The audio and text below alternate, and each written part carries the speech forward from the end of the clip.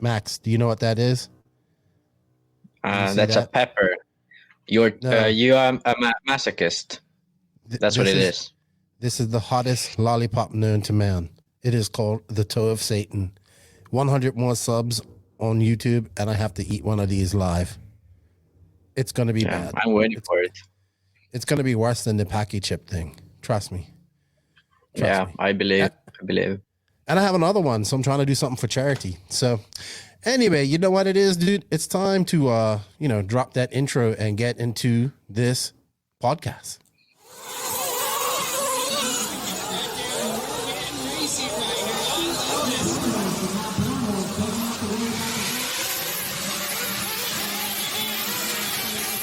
Nitro is the glory. Welcome to the No Name RC podcast with your host tonight, Keenan White, aka Lefty the Great, and if you are unlucky, the Finnish village idiot, JQ. This is the RC podcast with no name, but plenty of content. So sit back, relax, and get ready for some serious bench racing.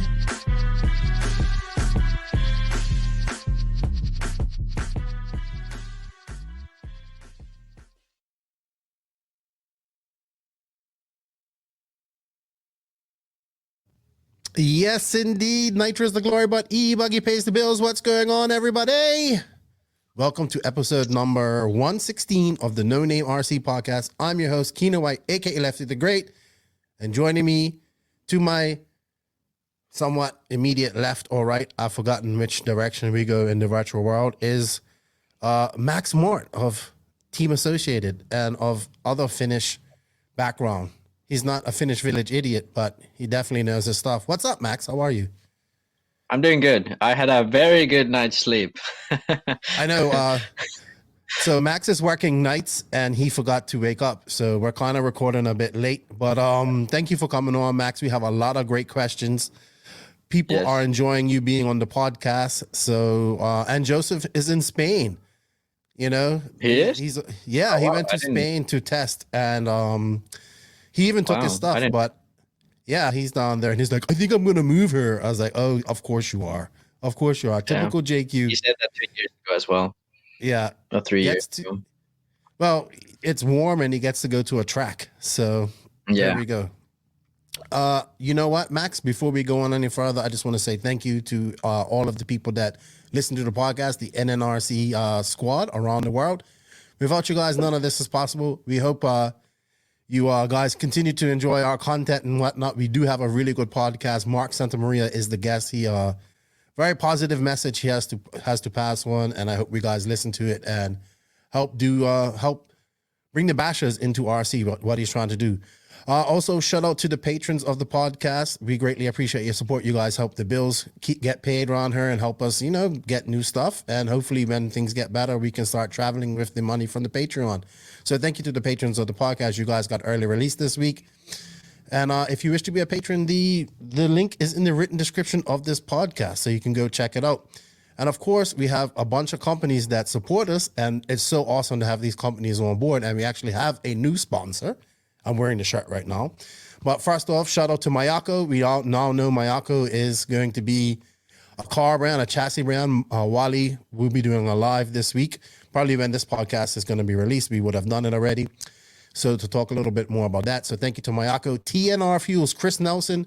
We had him on the podcast earlier this year. And alive, he decided to come on as a podcast, as an associate sponsor too. So greatly appreciate his support. Sent me this t-shirt, some swag, some beer coolers, even though I ain't drinking no more. And even sent a shirt for my wife. So thank you to TNR Fuels. This is kind of quick, so we don't have an ad read or anything, but we will get set up with them, and hopefully you can get a discount code with them as well. So thank you to TNR Fuels. Shout out to Tekno RC, of course, longtime sponsor of the podcast. Beach RC, remember, check out our affiliate program if you can. JQ Racing, shout out to all my JQ Racing family around the world.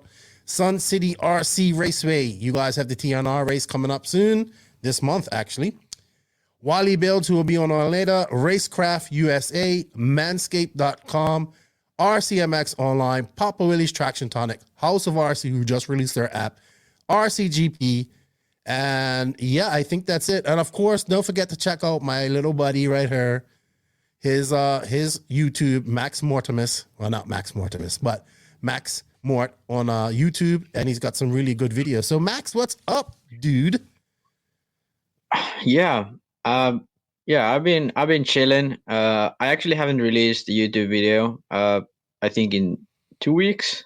But yeah, I'm working on them still. I sort of want to keep like it fresh, so I don't feel like I'm doing it as just for sake of doing it. I want to like actually think about stuff and study stuff. And I've actually studied a few topics really in depth to explain them much better. So I'm really happy about that.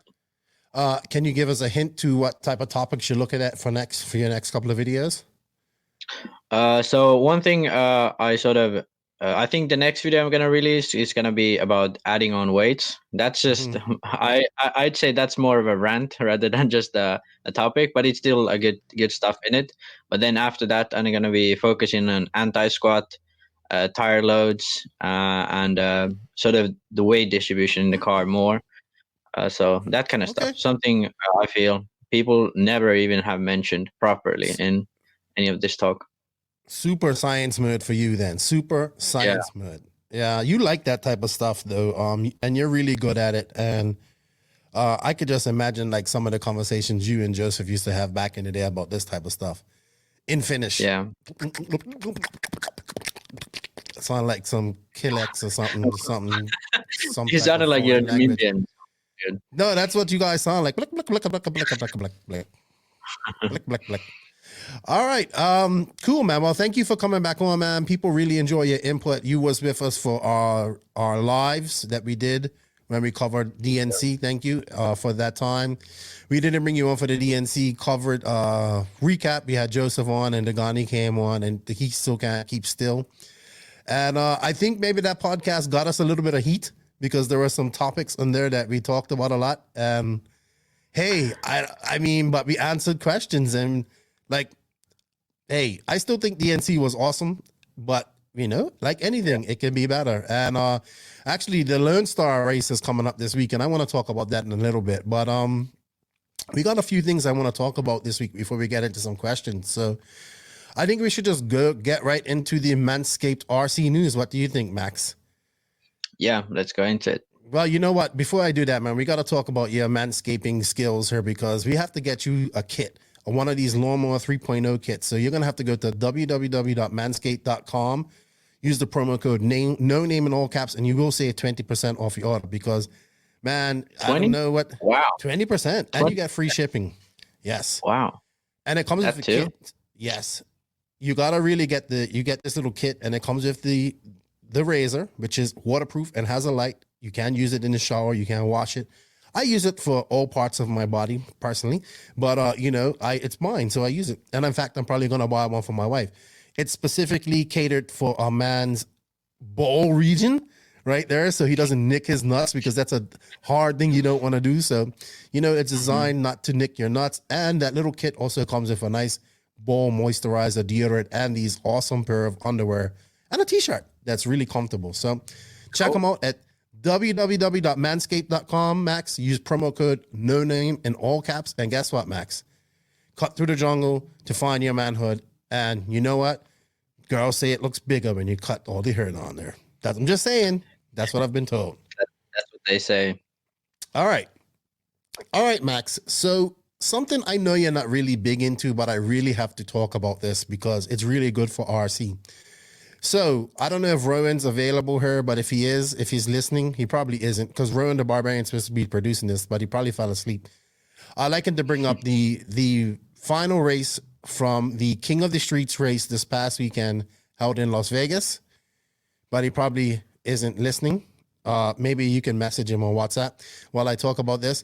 So anyway, Max, we had this no prep RC drag race. Now they had 250 plus entries. Each person paid $100 to enter, with the winner taking home $18,000. Now, hold on. This may not sound this may sound easy, right?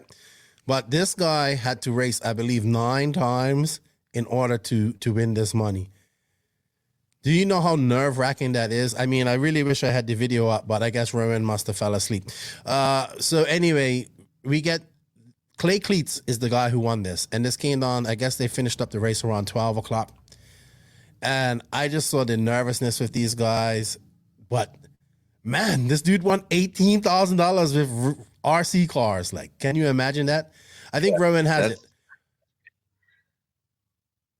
All right, Rowan, we have the clip. Bring it up here, Rowan. I think it's... All right, yeah, let's watch this. This is how quick this race was, Max. They're starting up, everybody.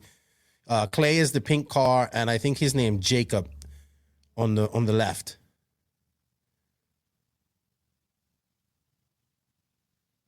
Do we have volume, Rowan, or no? Probably not. Probably forgot to hit the volume button. But that was you see how fast that was over, dude? You had to do 9 of those races, I believe, the whole entire day. Yeah. That's the thing about drag race. It's just like you spend the whole day preparing the car, getting everything set up, and then it's just over in like a few seconds. Yeah, let's have another look. Maybe with unbuffering here, Rowan. 2 point something seconds. This is over with, Max. Wow, and he went straight as an arrow. Crazy.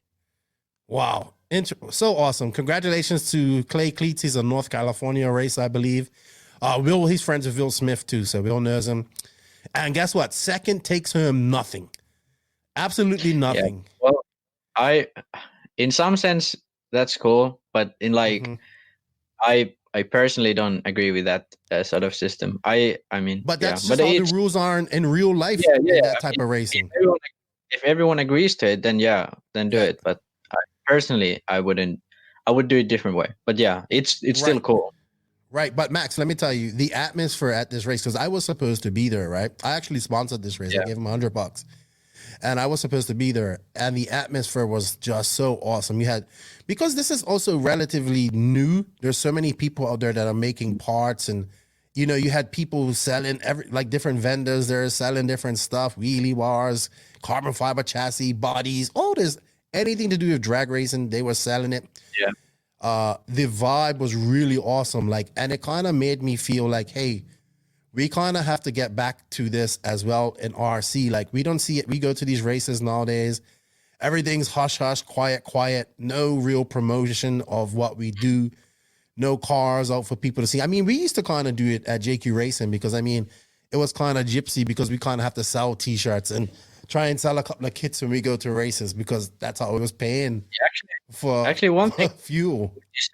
Yeah, one thing you said there, which is we keep it hush hush. This is something I've sort of came to realize is kind of like sucked in RC in later years, because when I used to go to Euros the first time, like the top guys always had some new parts and people were like snooping around in the pitch. The Neo Buggy was taking spy shots and everyone was like, oh, Mugen has a wider pivot or whatever it was back then.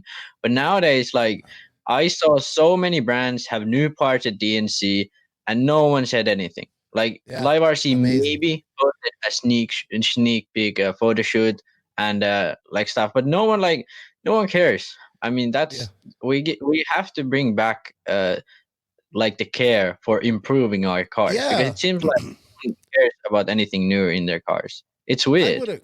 I would agree there. I just wanted to shout out to Tyler Zavado and the RC Drag Talk crew, Tyler's wife and Coy Roberts, and my buddy Sean Russin. These guys planned this race. This was also, I want to add, this took place alongside Speed Vegas, right, Max? So this is a place where you can go and rent exotic cars and do laps and all this type of stuff. So, I mean, it was a cool atmosphere. And I believe even at one point, my buddy said Fox News was trying to get in and get some video of it, and they didn't. So probably place though. Not there. Well, I want to say kudos to those guys, like Tyler and his wife and Coy of RC Drag Talk and my buddy Sean Russin. They kind of made this happen. And I want to say also, I believe Clay was driving a McLaren ESC. So if he was, but I might be wrong, but I think that belongs to my buddy Colin Branch. That's a big win for them as well. And wow, like the people that I thought was going to win this didn't. I want to say one thing: rules, Max. They had rules and they used them. There weren't too many, but they used them. So, for instance, there's one guy, first wrong, comes up. You're not. If you bump your car, if you accelerate your car, even just lift the wheels up and brand it on a little bit on the line, it's considered red lighting. You're DQ'd. This guy placed his car, bumped his throttle by mistake, right? And the car, broke the line. DQ'd. Didn't even get to do his race.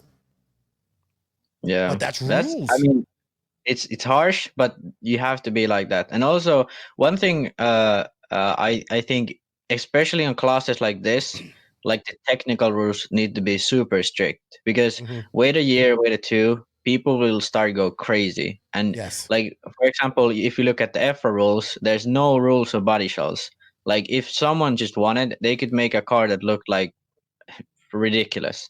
So like, do something that the federations now hasn't done for RC, because this class is very susceptible to like huge like manipulation of the stuff they're running, like tires and bodies.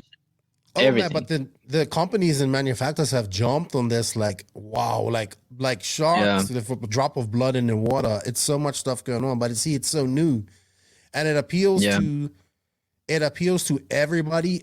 I mean, I'm all for getting any type of RC racing in front of people. So I was happy to see this. I me, I want it to be off-road, but I also understand that it always can be that.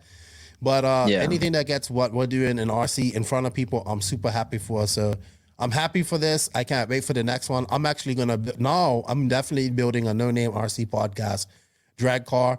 So I don't know which chassis I'm going to do. You know what, Max? I have a feeling we're going to see the TLR AE rivalry come out of this too, because now TLR has just put their car in the mix. They have a RTR drag car. AE has one too, which is based off their short course, but it's true. It's there. So I think we're going to see this battle right here, and I hope it transfers over to 10 scale and stuff. Which, speaking of that, I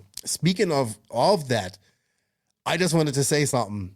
I know you're an Associated guy, and I know you can't say much, but I definitely think that the Associated TLR beef between Fend and Rifkin is real, because if you checked it, this week they both went live at the same time. Fend live on Facebook, Rifkin live on YouTube. Those guys are not liking each other, and they want to beat each other at all costs. I'm telling you. Yeah, I don't know. I don't think I even talked to Spencer once since I joined. I've talked to a lot of the American, like the engineers and stuff, but I don't know. I haven't talked to Spencer yet. If we went like abroad, then yeah, obviously, but I don't really know anything about that. So can't comment. If one guy goes live and that's your rival and you're going live at the same time, but you're going on a different platform, you say, oh, it's on YouTube. I'll say first time is coincidence. Second time is what tells it. I love it. Keep it up, boys. Keep it up. I think the rivalry is going to heat up here in the drag racing world, and I think it's going to carry over to the off-road world, and I hope so. Not like people, when I say rivalry, we need this friendly rivalry. I agree. So once again, congratulations to you guys, Tyler, his wife, Coy, Sean, everybody that took part of this. Shout out to Colin and Ahmad, man. He did a great job of covering it, and thank you for bringing it, and I can't wait to be there for this event next year. All right, Max, moving on. Rowan, if you can, bring up the Ignite Design RC TLR 22 4.0 conversion. So Chad Parks is single-handedly regrowing the gas truck class in America. Not really, but this is a niche class, and he's offering these awesome conversions for Ignite RC Design. Sorry, Ignite Design RC. It's such a hard word to say for me. He's actually been on the podcast, so we had him on to talk about this a few weeks ago, actually. So yeah, let's bring that up. Let's see if I can bring this up, and we can look at it. Max, her super innovative kit, man. Is it not working? Yeah. Is it? I would imagine it would be pretty much the same as Associated, just fixing the hose front of here. That's the great thing about conversion kits. You don't really need to change anything but the chassis and the motor mount. That's all you need to really do. I'm looking like for if some you have pictures here of it. kit, if you like have the conversion kit ready, then you just do new chassis, new motor mount, and then you can just put it on a new car. Yeah, but I just think I think he's offering proper kits for him now. You know what I mean? Sorry, I thought I had the pictures he's doing like a TLR kit. Oh, what do you mean by these are they're obviously the conversion. So you need a 22.2 4.0 conversion kit. But I mean, the quality of these conversion kits is just impeccable. There we go. Thank you, Rowan. There we go. I believe that's the TLR one. See, we needed Rowan in there. Rowan, gonna have to crack the whip on you. Awesome work. The guys down in Australia, Zach and Ben Panic and those guys have some, and they love them. And they just said they have an issue with the idler gears, but that's a gas truck issue. You know, so much power. So they're trying to figure that out, get some steel ones in there. But I think these bring gas truck feel to a modern platform. And I think we're going to see more of this class coming up. I know you don't want more classes, but I definitely have no issue with seeing a class of 10 scale trucks. And I think more people should get into it and build one. I need to get me one of these conversions and build one myself. I love my gas trucks. I know this is past your time, Max, and you never got to drive one, but yeah, but I mean, again, I've said it so many times in the podcast. I don't care if you have hundreds of classes, but I care if you have 5 professional classes. I want you to have 1 or 2, like off-road, talking off-road. I mean, I would like you to have maybe 1. 3 is the very, very top off-road nitro classes. Right. Well, I agree. Yeah. This will never be to that height. It's just going to be a niche class that people do, like people like me who enjoy it. Maybe we might get, I would love to see like Cavallari, Mayfield, and Tebow go at it, and Drake, like grab one of these and go at it like they used to for exhibition race. I think it would be awesome. So, hit up Chad Parks at Ignite Design RC. Tell him Lefty sent you. He sent me, I like Chad. He sent me like the release photo early, so I let it loose before DNC. And I don't know. Maybe we go associated or TLR on that one. I don't know. We'll see how it works. And a couple of more things before we come up. We have a big race coming up this week, Max. Lone Star race. It's one of Joe's races. They go down to Thornhill. They'll put in a track.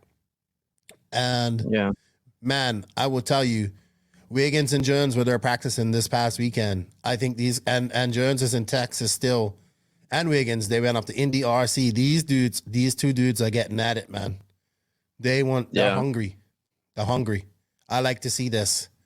Yeah, I saw Wiggins was actually, I think, almost faster than Tebow when they had that Thornhill race before DNC. Mm-hmm. I think we covered it when I was on the podcast. So Wiggins could actually be really fast on this track. Yes, and Jones, but I mean, just that they're down there practicing 1 week, and 1 week after DNC, they're down there practicing again. That tells me all I need to know about these 2 guys right here. Where do these guys even live? Are they like? They're both from the Midwest, so they can't really race where they are because it's. Isn't this track in like Texas? Yes. So it's like a long drive away. Yeah, they're just staying in Texas for the time that they're down there. Okay. But this race is going to be big. I'm interested to see the layout, and it's going to be pretty good, interesting to watch. We'll be watching, and who else goes on? I'm sure. I don't know if Tebow's going on there, but let's see what other big names go on there, and let's see what Wiggins and Jones do. I would imagine like Mayfield and Tebow going. Mayfield, Rivkin. Tebow is definitely going. No trouble about that. Yeah, I don't think we'll get that. I think there might be the Cactus Classic on this weekend too. I think. 10 scale. Okay. Yeah. So they might be there. But it will get these fast guys, these class of fast Wiggins. Maybe we got a Van Dalen there, Tebow, stuff like that. So good stuff. Be interesting to see how that race filters out. And 2 more things. TNR race is coming up here to SCRC. March 26th to 28th, $3,000 in cash prizes. So one of our sponsors is going to another sponsor's track, and they're going to put on their race. And Should be good. They did a good job here recently. They gave away a lot of stuff. I don't think they're giving away as much, but it's good for SCRC. I'm looking forward to see what Anthony Westergaard comes up with track-wise. And boom, check them out. If you're in the El Paso area, go check them out and win yourself some money if you can. There we go. There we go. Yeah, Anthony's gotten really freaking good at track design. Like the first tracks he did were just like, he had some cool features, but like the overall flow of the track, I could say, okay, that part doesn't look good. The recent tracks he's built like this year, every single track looks cool as hell. Like there's like nothing I could say, oh, that part looks dumb on anything. But yeah, these tracks he's been building recently are really, really good. I would dare to say that Anthony is the #1 track builder in the world at the moment. Period. Yeah, because I think Joey is really good because he knows how to make a track that flows. Like if you look at the track at DNC, like the first glance you're like, okay, that's Thunder Rally layout. Then you see actually cars go around. Like the flow of the track is amazingly good. Like even when I was at DNC, when we were doing the track, I was like, oh, this part looks kind of weird. And then when you drive on it, Joey somehow just has like, he's built so many tracks that he knows how to make it flow. I think Anthony is like now getting the gist of it, how to make a track flow. And what the thing that he has that's I think better than Joey is that he actually does something new, because Joey's been doing so for so long, so it's really hard to like come up with new features and stuff. So Anthony has like really cool ideas, and especially because he's super pumped about Supercross, he has like those Dragon's Back sections and those which actually work really freaking well. So yes, yeah, kudos to.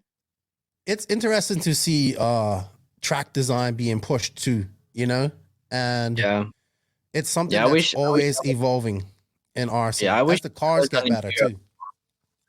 Yeah, I that's like I think being the biggest downside in Europe, because well, in one sense it's a downside and in one sense it's an upside, because we rarely rebuild tracks. So pretty much if you build a track, it will stay the same for how long that track is alive, and then they will do slight changes. So for example, Montpellier, it's been the same. I don't know, since they had the race, the track layout hasn't changed. They changed a few jumps here and there, they changed the surface here and there or whatever, but the general layout of the track has always been the same. So I think in one sense it's really cool, but in the other sense, if like you build a track in 2005 and it's still the same in 2020, it's not gonna have any cool new innovation on it. It'll just be like this historic track, which has its own value on its own. But I think that's why, and also Asians do this quite a lot, because they build a new track every year and they actually try to do something crazy, and a lot of the times they work. For example, in Philippines, pretty much all those tracks are pretty cool, which I went to, and a lot of the Asian tracks, like in Thailand, usually be super crazy. But like around there and the culture from there seems to be like they're building tracks that actually have a good flow and work really well, which is the most important. Like the Cinetic track was so crazy. We haven't seen anything like that since. Yeah, but it flowed really well, because the Thailand, like the 2010 Worlds, that track just, it was only crazy. It didn't seem to have a good flow, and what I've heard, no one really liked the track that much. Cool. I agree, man. Track innovation is coming, and as the cars get better, we're able to do more stuff. Yeah, exactly. All right, so my last shout out, I want to shout out to another great club track. He's a co-hoster of the Pine Hills Dirt Racing track in Australia, Zach Ryan's track. They had a race there this past weekend, and he actually did a walkabout. Man, I have to say, what an impressive facility they have there, and what they're doing some great strides with their club. If anybody wants to check them out, go to Pine Hills Dirt Raceway or RC on Facebook. Check them out. They have pamphlets. They have everything. Talk to those guys about how to run a club track, because they're doing a great job. So shout out to them, and shout out to Lil Jack. I think he did well there. Jack Parsi, JQ driver. And hey, you know what, Max? Anything else to add before we move on to the Beach RC Bench Racing Q&A? Did you guys talk about the X-Ray release? No, we didn't. Oh, that's right. You did want to talk about that. Yeah. So I remember when they released their buggy, I think it was the same weekend as DNC. They released a new buggy, and people obviously went crazy about the body, because that's just a straight copy. But But then I saw some people post about like the e-buggy battery layout. They were like, oh, it's copying Kyosho, which is like just not true at all, because Kyosho has like completely different layout. And especially because that layout was already implemented in the Serpent in 2011. So you mean the I battery guess to the side? Yes. yeah. But I think this might be a bit of a rant, but I'm gonna just go with it right now. So copying and influence and doing something that actually works are three different things. So influence means that you're just seeing something that's cool and you see, hey, I could take that part of it and then make something completely new. So for example, like body design, you have the top fin or you have the slanted sides. That's influence. Then copying is what X-Ray did with the body. There's no significant difference. If you see these bodies side by side, you can't distinguish them between each other. That's just copying.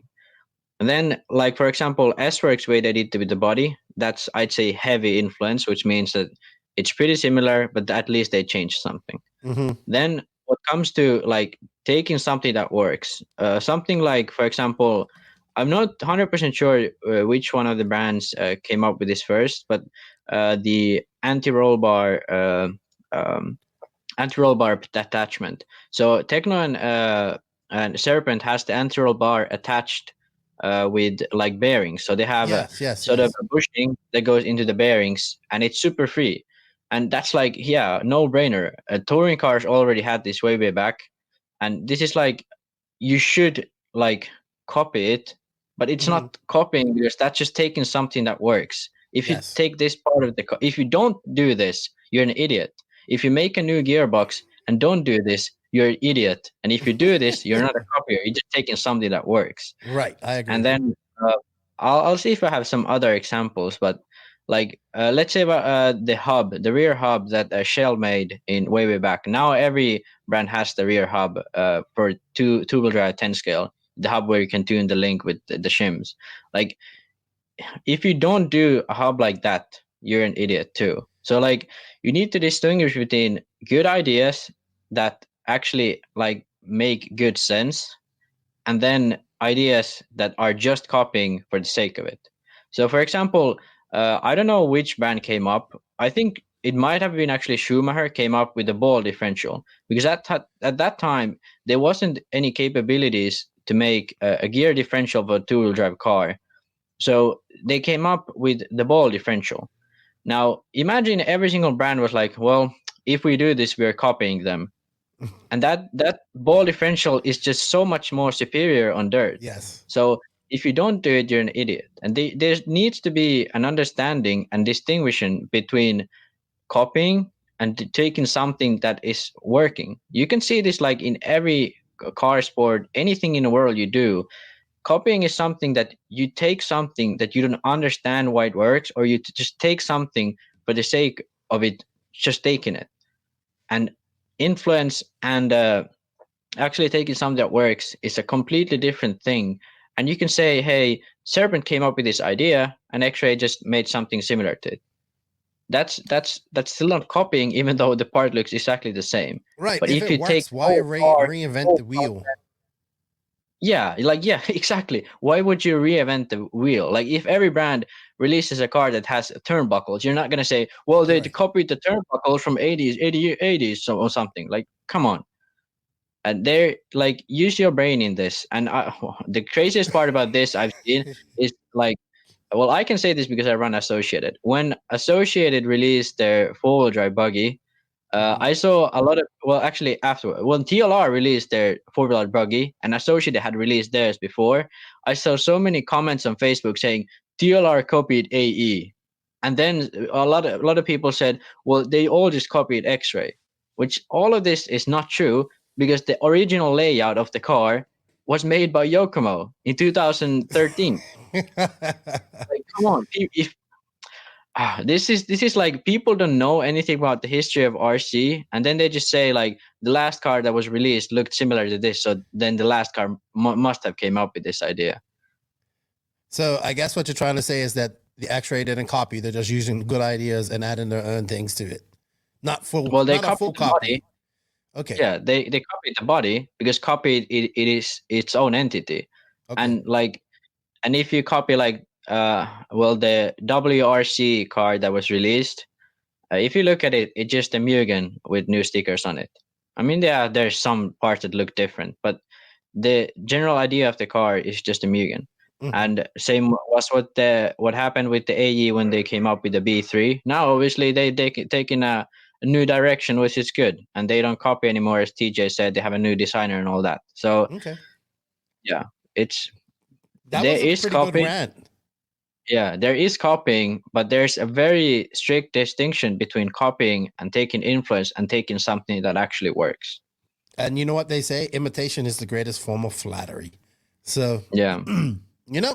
Good rant there, Max. Good rant. You know what, though?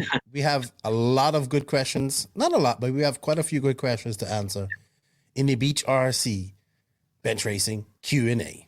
BeachRC.com, the racers' one-stop online hobby shop. Choose from all the popular brands and variety in stock with super fast shipping and great customer service. BeachRC.com still has the local hobby shop feel with all the benefits of the internet. BeachRC.com is the exclusive distributor for Ultimate Racing, JQ Racing, Pro Circuit Racing Tires, Nitro Lux Fuels, and Assault RC Performance products. So fill up your cart and check out at BeachRC.com today.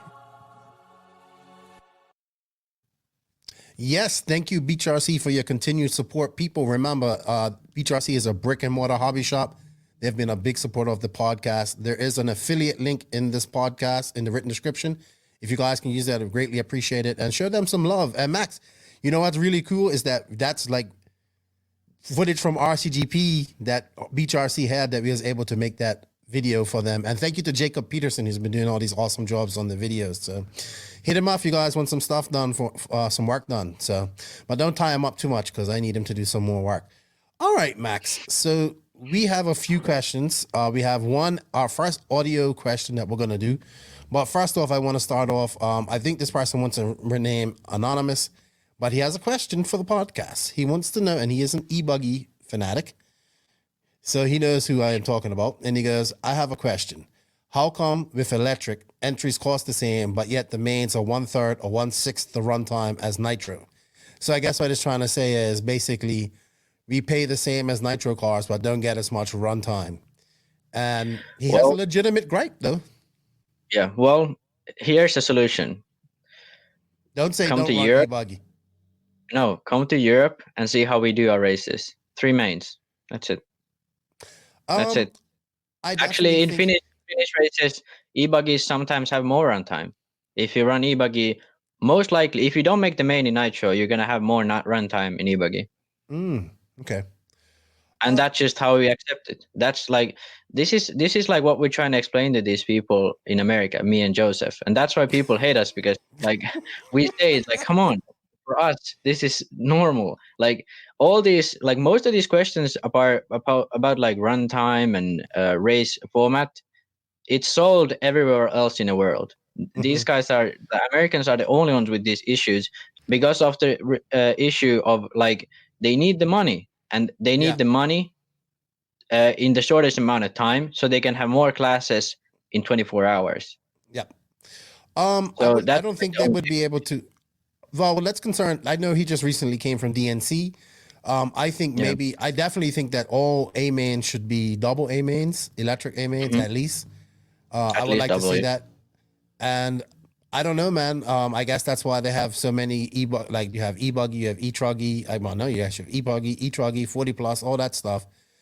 But I mean, I don't know what else to tell you. I don't think you can give everybody 2 mains because then it just makes the day extremely long. But I don't know what the answer to that is. Or maybe they charge less. Maybe you pay $75 instead of $90 if you only run electric. I mean, the thing is, Neo Buggy entry cost, I think, 200 pounds. And what you got out of it was you get to run 2 classes and you get to run those all day. So e-buggy was included in that? I don't think everybody was able to run e-buggy. Yeah, e-buggy nitro, it cost 220 pounds was for both classes. And you could run, I think we had 4 practice runs per class for the first day, then 3 quali runs for both the second day, then 2 quali runs and lower mains for the last day, and then the upper mains in the final day. Okay. And buggy had like a bump up system, so you had 10-minute bump ups, A and B, and Nitro like just regular Christmas tree system. Okay. So you pay more, but you also get more. And I would say I would value a lot more running my buggy 6 times than running my buggy 2 times, my e-buggy 2 times, and my truggy 2 times. And especially the thing is, if you go to PNB and you run 3 classes, you're gonna have to pay $270. Right. And you get way less track time. Okay, PNB has the open practice, but like let's just take another example where they don't have the open practice. Mm-hmm. DNC has 2 practice runs per class. That's why you have to run 2 classes or more. So in the end, it's actually cheaper. Like considering the track time, it's actually cheaper. Yeah. All right. We'll move on to a couple more questions. Benjamin James, if an 8 scale Worlds happens this year, who's the favorite? This is a really tough question because we haven't seen Ongaro. Ronefalk is now doing winter, so I don't think he has even run 8 scale in like a long time. So Robert, just got back racing, it looked like. Yeah, but I'm kind of hesitant to say this, but I think he's sort of out of like the top form. He's still a great driver, and if he has a good day, he could win a Worlds. But since 2017, I haven't seen like the Robert that used to be. Like 2017 Euros, the way he drove the qualifiers, I was marshalling for his hit, and every run he was like so much faster than anyone else. He could crash and still TQ, and he would crash almost every lap, like slightly, like have a roll or something, and he would still be doing fastest laps. It was amazing. Like that type of Robert I haven't seen in a long time. So I would just count him out to start out with. So I would say Europeans, it would have to be Ronefalk or Ongaro. Canas, if the Euros was in Europe, Canas can win. This is about the Worlds. Oh, sorry, the Worlds. If the Worlds were in Europe, then Canas has a chance to win. But apart from that, I would just also count Canas out. From Americans, it's sort of really hard to say. Mayfield, man. Mayfield and Tessman will always be there. Like no matter, like if you look at, I think I made a post about this on when someone said Kyle McBride was bad. I just went through the last 10 Worlds, and Tessman had made the podium in I think the last 5 Worlds in the last 10 years. Sorry, so last 5 Worlds, Tessman is the only one who made the podium, and I think almost everyone. Then Mayfield made the top 5, I think 3 out of the 5. Cavalieri made the top 5, I think 3 out of 5. And actually, McBride made the top 4 like 2 or 3 times. So I'm missing someone. I think Tebow was up there as well. But pretty much there's those few guys that sort of sleep around and then they wake up when it's Worlds time.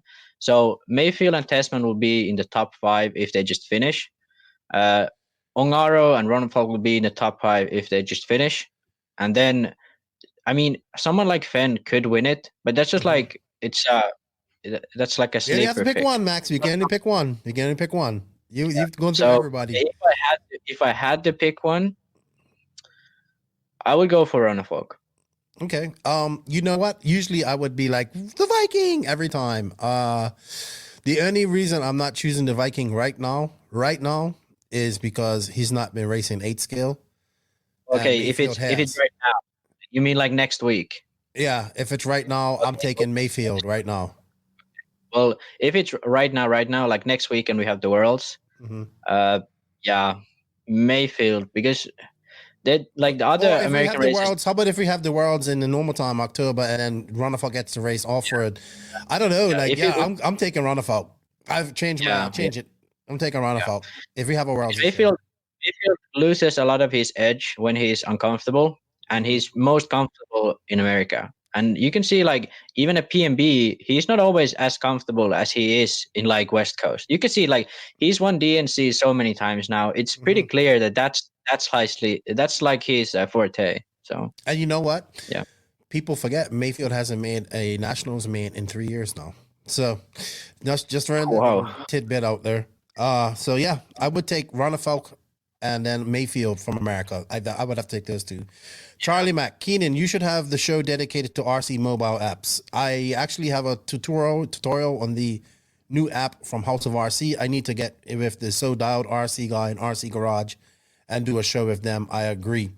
Kyle Neary, when Cav signed with TLR, do you think Fenn felt like he was number one? Was still number one on the team, or do you think Cav felt he was number one? Being racers, these guys have to rank themselves within the team. I feel Fenn is faster, but Cav has won more of the last major races, such as Wicked Weekend and AMS. Also, Max needs to be a staple on the show. He sounds like JQ when he actually wants to be on the podcast. So there you go. He likes you on there. I think at TLR, Fenn is always going to be number one. And you have to go in knowing that. And he's just been there longer, and he's their golden child, and he's so fast. But I think what Cav brings is not only does he have more wins than Fenn now, but he has just more wins than Fenn has, period. You know what I mean?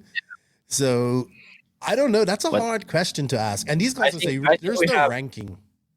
Yeah, there's two ways to answer this question. First way is the easy way, which is at the end of the month, whose bank account gets a bigger check? And that's not even a question. It's pretty clear which one it is. But then on track, though, I think Fenn is smart enough to know that you just can't learn a car in a few months. And especially now after DNC, he has a clear edge on him. So me, like, if I would compare myself, Fenn has a clear edge on Cav. Yeah, like like if I was at the position of Fenn, I would not even care because it's clear that I'm faster. The issues come when Cav starts to be as fast. Like right now, it's not even a question who's better on track and who's the number one on track. It's Fenn, and it'll be probably for the next year. But then if Cav gets comfortable with the car and gets even close to Fenn, then that check at the end of the month starts to be a whole lot more important. Yeah. I think people don't understand how Cav operates. It took him a year and a bit to get used to that S-Works, and he had help, but not as much as he does at TLR. I think if you want to rate him right now, he's the number one driver because he beat Fenn at DNC. You know what I mean? He didn't beat him in Truggy and E-Buggy, but he beat him in Nitro Buggy. So, but, I mean, DNFs don't count. Cav will get it. And where Cav is better than Fenn is racecraft. You know, and Cav knows how to win races. So once he gets this card on and this whole package on, I think he's going to be just like, people were not even really getting him. Like, he won AMS and Wicked Weekend. Like, Wicked Weekend didn't have as many people, but AMS was stacked. I think the way the point he left S-Works was the worst, because just as he got comfortable with the car, he left for a new car. So, I mean, you could see it with Testman, you could see it with anyone that switched cars, even Ronafalk at the start when he switched to HB. The first year, no matter how good you are, will always be not your optimum level. And I remember when Cole switched to HB. It took him a year to get and it's like fast. Some guys have this honeymoon period where they just go to a race where the car works really well, the new car, and they just might win their first race or whatever. And after that, when they go to other tracks, they realize, oh shit, something's not working out on this track, and they don't know the car. It doesn't matter who you are. You're going to struggle in the first year. You might win one race, but you're not going to win plenty of races. And especially now, I think for Fenn he's faster. So when Cav is as fast as Fenn, Cav will beat him most of the times, just because he's much better at like the mains. Like Fenn is someone who is faster in the main, but he just crashes every other lap. Cavalieri is usually not even that fast in the main compared to qualifying, but he just doesn't crash. And if he does, he crashes at the point where it doesn't really matter. And he knows when to pick his spots. And if he gets into the lead, it's just done. Cav got it. Yeah, I agree. Racecraft, man. Racecraft. Yeah. Okay. Evan Osborne actually has a couple questions. First one is about Pillow Ball versus C-Hub. And we actually have another C-Hub question, Pillow Ball question, sorry. But let's ask this one. Evan Osborne, in his comparisons of Pillow Ball versus C-Hub cars, JQ focuses on scrub radius, but does not mention the ability to adjust dynamic caster with the balls compared to the fixed caster on the C-Hub. I would think this would be a tuning advantage for Pillow Ball cars. What are your thoughts? That's completely over my head. There you go, Max. All right. So, yes, the answer is yes, there is an advantage. But the other answer is, in a lot of scenarios, this is a disadvantage. Because most people who set up their RC cars don't even really fathom what caster means. Like, what the caster actually does to the car. Most designers, most racers don't have no clue. So then when you add active caster onto that equation, it just throws them off completely. So that's one of the issues. But considering we knew how to set up their car, every brand knew how to set up their car. We had actual engineers here. Yes, active caster is something that you would definitely want to have for plenty of reasons, but for one is just to have active caster, and it has benefits on different surfaces. Then what comes to like this is like the only advantage of a Pillow Ball car compared to C-Hub, and I'm not gonna explain how it works because it would just take too much time, and I haven't never tried it, so I couldn't tell you.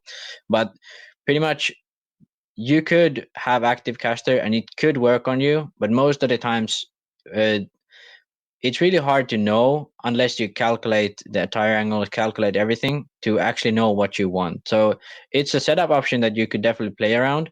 But the reason why he is so for C-Hub is because this is the only thing Pillow Ball has going for him, and this is still not a very consistent good setup option.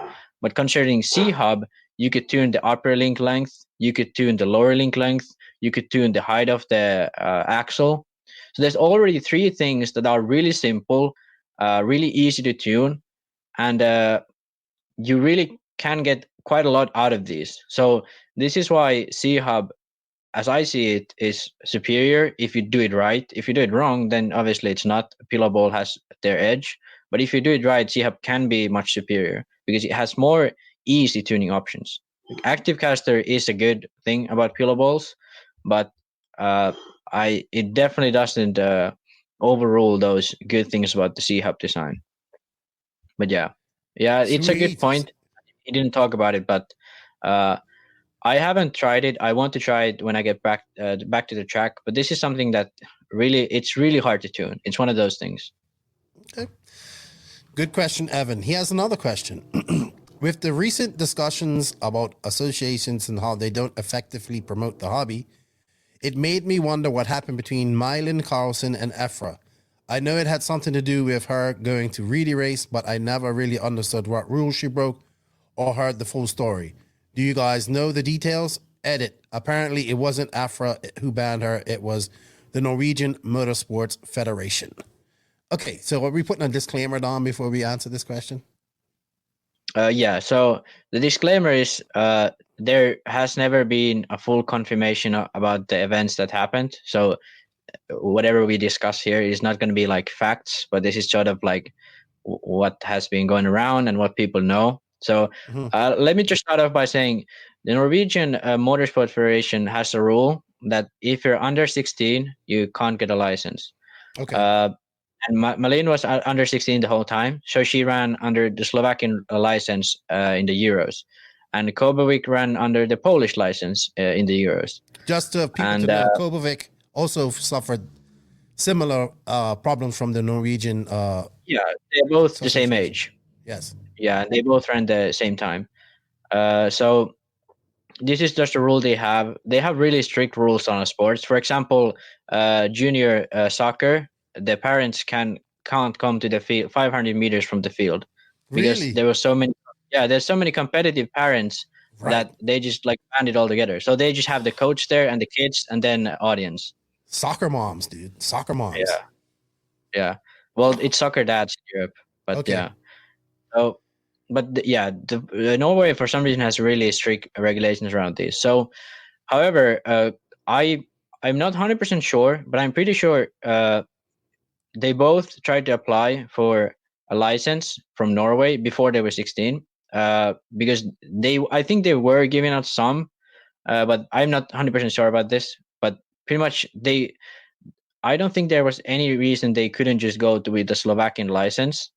And what actually I think happened, this is hearsay, not true, but it could be true. What I think what happened was Malin's dad got into an argument with the Norwegian Federation, and they sort of like burned all those bridges. So even if she turned 16, she probably still couldn't have gotten the license.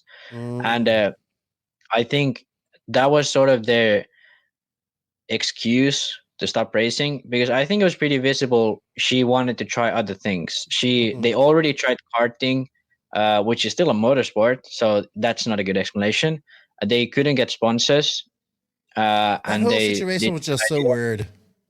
Yeah, so like if she went to something that was not motorsports, I would understand it. But they went to karting, which is still motorsports. It doesn't change anything, and they couldn't get sponsors out of it, so they just couldn't do it. So I think what happened was she wasn't so interested in it. He got into an argument with the Norwegian Federation, and they just quit altogether. I think that's a real reason. However, I don't know. I'm not sure. But this is sort of what everyone here thinks about it. Because Kabovik I think he's still racing, and he's had his license, and everything was fine with him. So, yeah.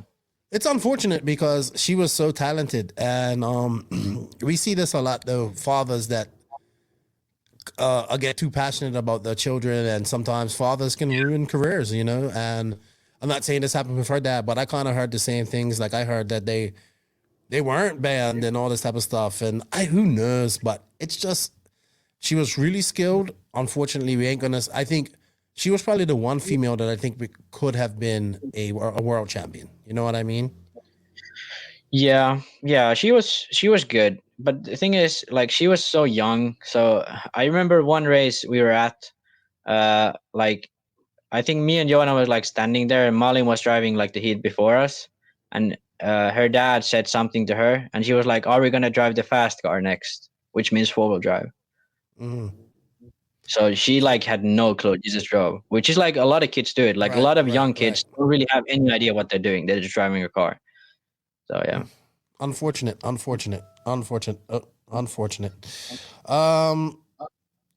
second here. All right. So we have a couple more questions here. Someone just tried to call me, so I can't really take phone calls right now. Shelby Parker. What's up, Shelby? I think my speakers are coming back through. Yeah, there we go. He goes, are you and Max just working together, or has he come to Mayako now? He just said he had to ask. Yeah, we're just doing a podcast. You can see it from here. It's other way. Associated. So yeah, not working for Mayako. Yeah, I'm just doing a podcast. Yeah, I appreciate it. And and I don't know what's going on, but I'm coming back. We got to get you some headphones, man. We're going to send you something to get some decent headphones there. All right. Couple more questions. One is about the current truggy rules that require the truggy body to cover the front tower and shocks. I assume he's talking about the new Tekno body. I brought this up too. How they don't have a cover over the front shocks and all that stuff. Yeah, I have seen that in the rules that you have to have a truck looking body that has headlights and stuff. So I don't know. So the raw rule books just said it has to look like a truggy. That's it. The BRCA made new rules about it, and the rule is they have to cover the front shocks, and that's just Tekno body is illegal. Done. Dusted. I don't understand it myself. All right. It's easy. They're good rules, and you get good results. Pretty much. We need rules. All right. I think that's all the questions we have for the Beach RC Bench Racing Q&A. Thank you to everybody that sent us in some questions. We have greatly appreciated. Thank you to Max for answering them. Max, I had to kind of mute your mic because I'm getting feedback coming back through there. But we're going to go on to and don't forget, remember, the affiliate link is in the written description of this podcast. Do you have the audio question, though? Oh, you know what? I forgot everything. Somebody phone calls me and then I forget everything. Good thing you're on her, Max. Let's bring in the audio question, actually. Let's go. This actually comes from Bermuda. He sent this to me, and this is for JQ. But being as JQ isn't here, we're gonna just listen to it. So hopefully this works. So I run Mugen, right? And I watched JQ's video about the pillow ball versus the C-hub. I might have missed it. He might have touched on it, but my question was, now how does that transfer over to Truggy? Because my Mugen Truggy runs great. Yes, the buggy is a little tail happy, but can the Truggy get away with it because it's bigger and they can design more? They have more room to work with. Do the tires compensate for that? And also, why do the 1/8 on-road, most of them, like the GPs, run pillow ball? Why do you not see C-hub in that? Is it because of the high speed? All right, so that's our first ever audio question. Actually, that came from one of our patrons. Thank you. I'm not going to say his name, but thank you, the patrons. They can message me through WhatsApp and they can send me questions like that. I think we're going to keep that up from going on here on out, Max. Good. And good question, actually. So let's answer. Let's just call him Jonathan. That's his name. I'm not going to say his full name, but Jonathan's question. Okay, so I think this question is good because this allows me to explain a much bigger thing. I think a lot of people don't fully realize, which is you can have a C-hub car and you can have a pillow ball car, and it can have the same exact geometry. You can have those two cars with no difference whatsoever. No difference. The same exact car, same geometry, nothing changes, handles the same on track. And with C-hub and pillow ball. So try to force this idea to your head. There is no inherent difference in a C-hub car and a pillow ball car, except for the fact that our C-hub cars are designed in a way where it doesn't have kingpin inclination. Okay, that's the main difference. So this is an idea people need to sort of put in their head. The pillow ball car has sort of fixed kingpin inclination, and the C-hub car, you can move the kingpin around wherever you want it. So, that's about that. Then the question about Truggy and Buggy. He said his Buggy was a little bit rear happy, which, that's quite common with pillow ball cars. However, it's not because of the pillow ball. It's because of the rear end. The front, I can explain this in a better way. When I was running JQ, we had a car that had a high kingpin inclination, which means that it was pretty much, the front geometry was almost exactly like a pillow ball car would be, the geometry of it. So we ran that car and we had no issues with rear grip because of the fact the rear end of the car was designed in a certain way. So because of the fact that Mugen was the only big brand running pillow ball cars, since I think they released the style of the car they run now was released for the 2004 Worlds. So it's a 16-year-old platform, basically. They changed a lot of things about it, but the basic idea of the car is still very same. So since then, designers have had this idea that you can only make a pillow ball car work with that type of layout. Negative scrub radius in the rear, and then you have a negative scrub radius in the front. And this is sort of the idea that has been put around. And this is why JQ talks about a lot about the scrub radiuses, because this negative scrub radius in the rear, meaning the center line of the tire is on the inside of the hinge pin, means that when you go on power, it reduces rear grip. When you have this type of setup in the rear of the car, it reduces rear grip. So the pillow ball isn't making your car rear happy. The rear end setup is making it rear happy. So that's the issue with the car. So let's take, for example, S-Works. A lot of the drivers say, I've heard and I've tried a few S-Works cars before, a lot of the cars seem to have not enough steering on power, which is like, if you think, oh, pullable cars always have steering. Well, because of the rear end setup, they don't always have that. They don't automatically have that rear happy feel that a lot of pullable cars have. And the reason why a lot of peelable cars have that is because that sort of setup and layout of the car has been proven to work decently well. So the way they set up their cars, it works okay. But that rear happiness is the downside of that setup. It's not the downside of the peelables. Okay, so now we got that out of the way. And then chuggy. So why does your chuggy work better with the peelables? It's because the front end, I don't think that chuggy, the front end is an issue, and neither is the rear end really, because of the fact that you have so much bigger tires that I believe actually that because of the offset, you have enough scrub radius in the rear. I'm not 100% sure because I haven't measured chuggies, but I would imagine the scrub radius would be much more sensible in a chuggy. Then the second thing is the Mugen has a super wide rear pivot, which makes the rear end really like snappy and fast, and the tire angle switches quite fast.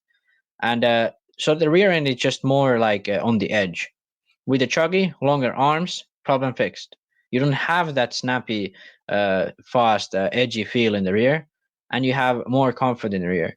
And then altogether, the chuggy on its own, the tires are so huge, and the car weighs a little bit more, but considered to the tire size, it's not even comparable. So that those tires generate quite a lot more grip, and especially at this point, they generate a much more consistent grip. So even if your chuggy is set up really bad, which most chuggies probably are in the end, because they use buggy hubs. They don't use chuggy hubs, which I think JQ even talked about this.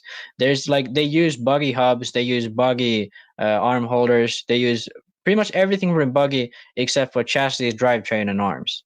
That's pretty much the only thing that they change. So this is why the chuggies work good, because of the tires are so much larger and they generate much more consistent grip. And then what comes to your last point about on-road cars running peelables, I think I'm not sure, and I really haven't ever thought about this before. I even asked Joseph, and he had no idea about this. So these are just guesses, I guess. But my first guess would be the tires are really small, so you don't have much space in there. And to do a good C-hub design, you need slightly more space.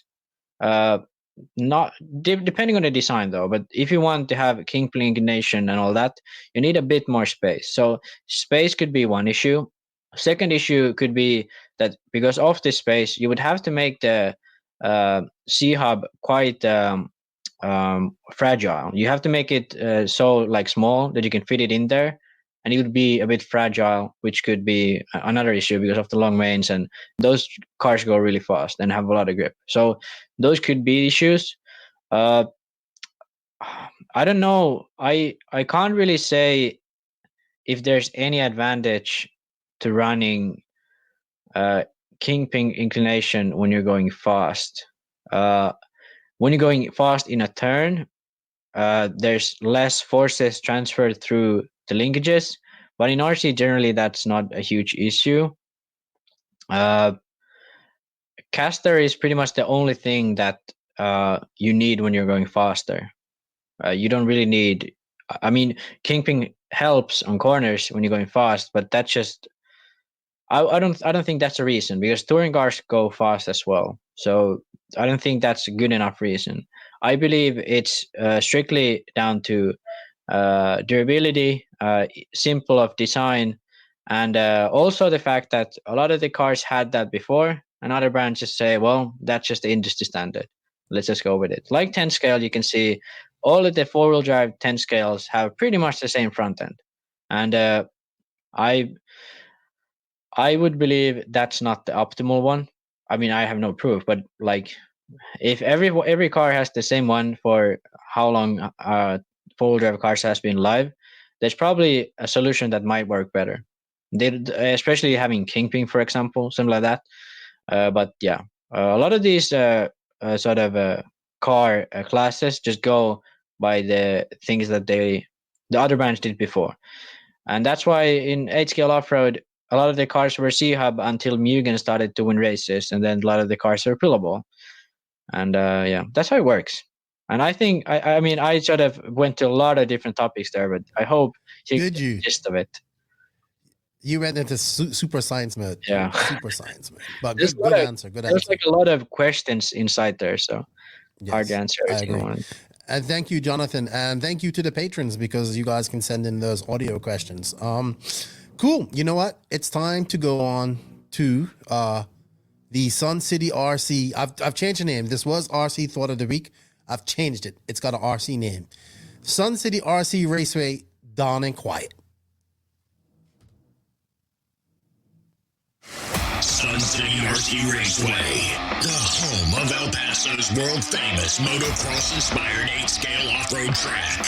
The Showers family has over 20 years' experience creating one of the premier tracks in the USA.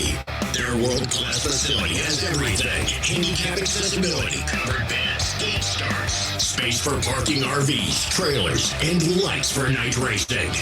Follow SCRC on Facebook under Sun City RC Raceway for updates, upcoming races, or host your own race.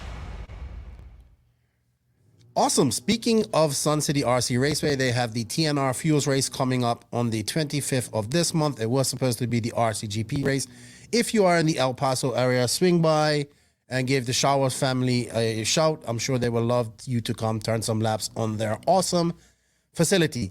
So, Max, this week, the Dawn and Quiet segment is going to be about a rant that we had on this podcast maybe about 2 years ago, maybe. I think it was from Jeff Keaton.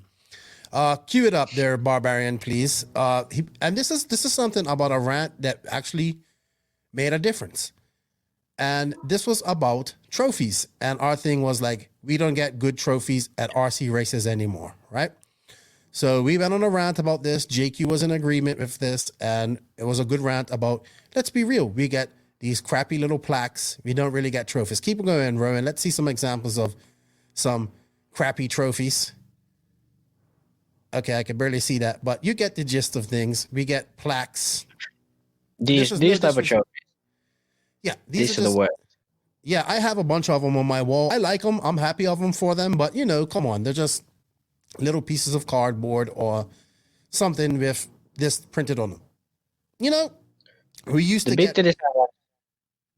like some races did like cut out ones. Like I think Neo did this and BT Design did this, where these are like stylized, like, and look cool. Like for example, I think PNB when I was there, they had these like super bendable, like look like cheap plastic where it just printed a photo on top. I think this is where that rant started after that, because we was talking about the crappy PNB trophies, and they were cheap and they were crappy. And you know what? We ranted about that. And so, Rowan, can you bring up the example of what a great trophy is, please?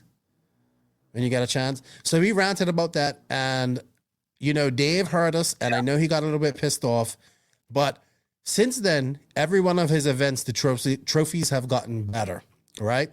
Yeah. And this one here, he posted up, and this is actually done by Michael Owings.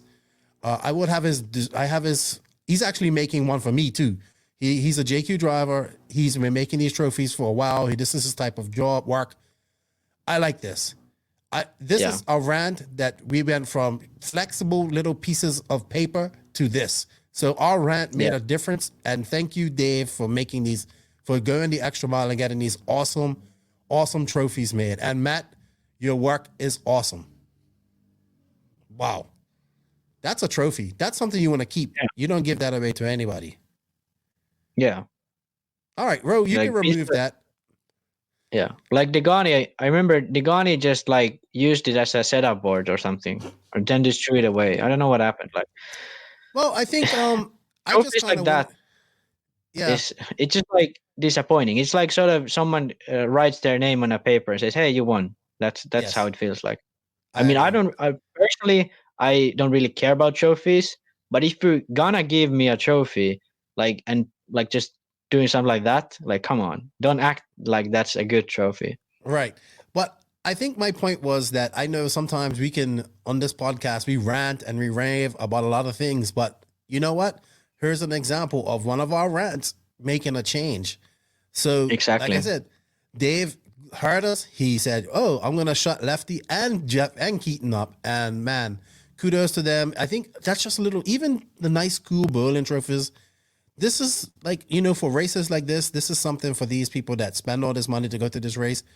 Yeah, they got a nice metal trophy to go home with. I that's worth the 24 hours of hell you're gonna put yourself through and all that type of stuff. Yeah. So, and it shows some sort of professionalism. It shows that this is a race that people value. That's how the trophies are symbols for the value of the race. And if your value of the race is a piece of cardboard, then I think that tells more about your race than your trophies. I agree. All right. So that's our Sun City RC thought of the week. Max, you know what? I think this ends our time together, because after this I will go on to the interview with Mark Santamaria. I forgot his name already, which was a great interview. And we don't have a rant this week. So I just want to, if you want, you can say goodbye to everybody right here. And then, thank you for your time too. I greatly appreciate it. Yeah, no worries. Happy to talk about stuff. Yes. Pillow balls, all that. He was excited about that question. Yeah, it's a good question. All right. Remember, people, go to Max Mort's Facebook page, give him a like. Also, go to his YouTube channel, give him a sub, hit that sub, that like, and leave a comment. He's dropping some great content. Thank you, Max, for coming on the podcast. You people like you. Let's keep going. I know you have a full-time job. I appreciate your time. And hey, tell your dad I said happy birthday. It's his birthday today. Yeah, it's his birthday. He's 48. Old man. Okay. Yeah, he's only 5 years older than me. Wow. Okay. Jesus, I'm gonna get 48 soon. Oh my gosh. All right, Max, dude. Thank you for your time, and thank you, Beach RC, and thank you, Sun City RC Raceway. It's now time for the Tekno RC main interview. Tekno RC. Tekno RC. Tekno RC is a premium manufacturer specializing in 8th and 10th scale high-performance off-road RC buggies and trucks. Visit www.teknorc.com for a complete catalog of their products. Tekno RC. Excellence in engineering. Hashtag Tekno Takeover.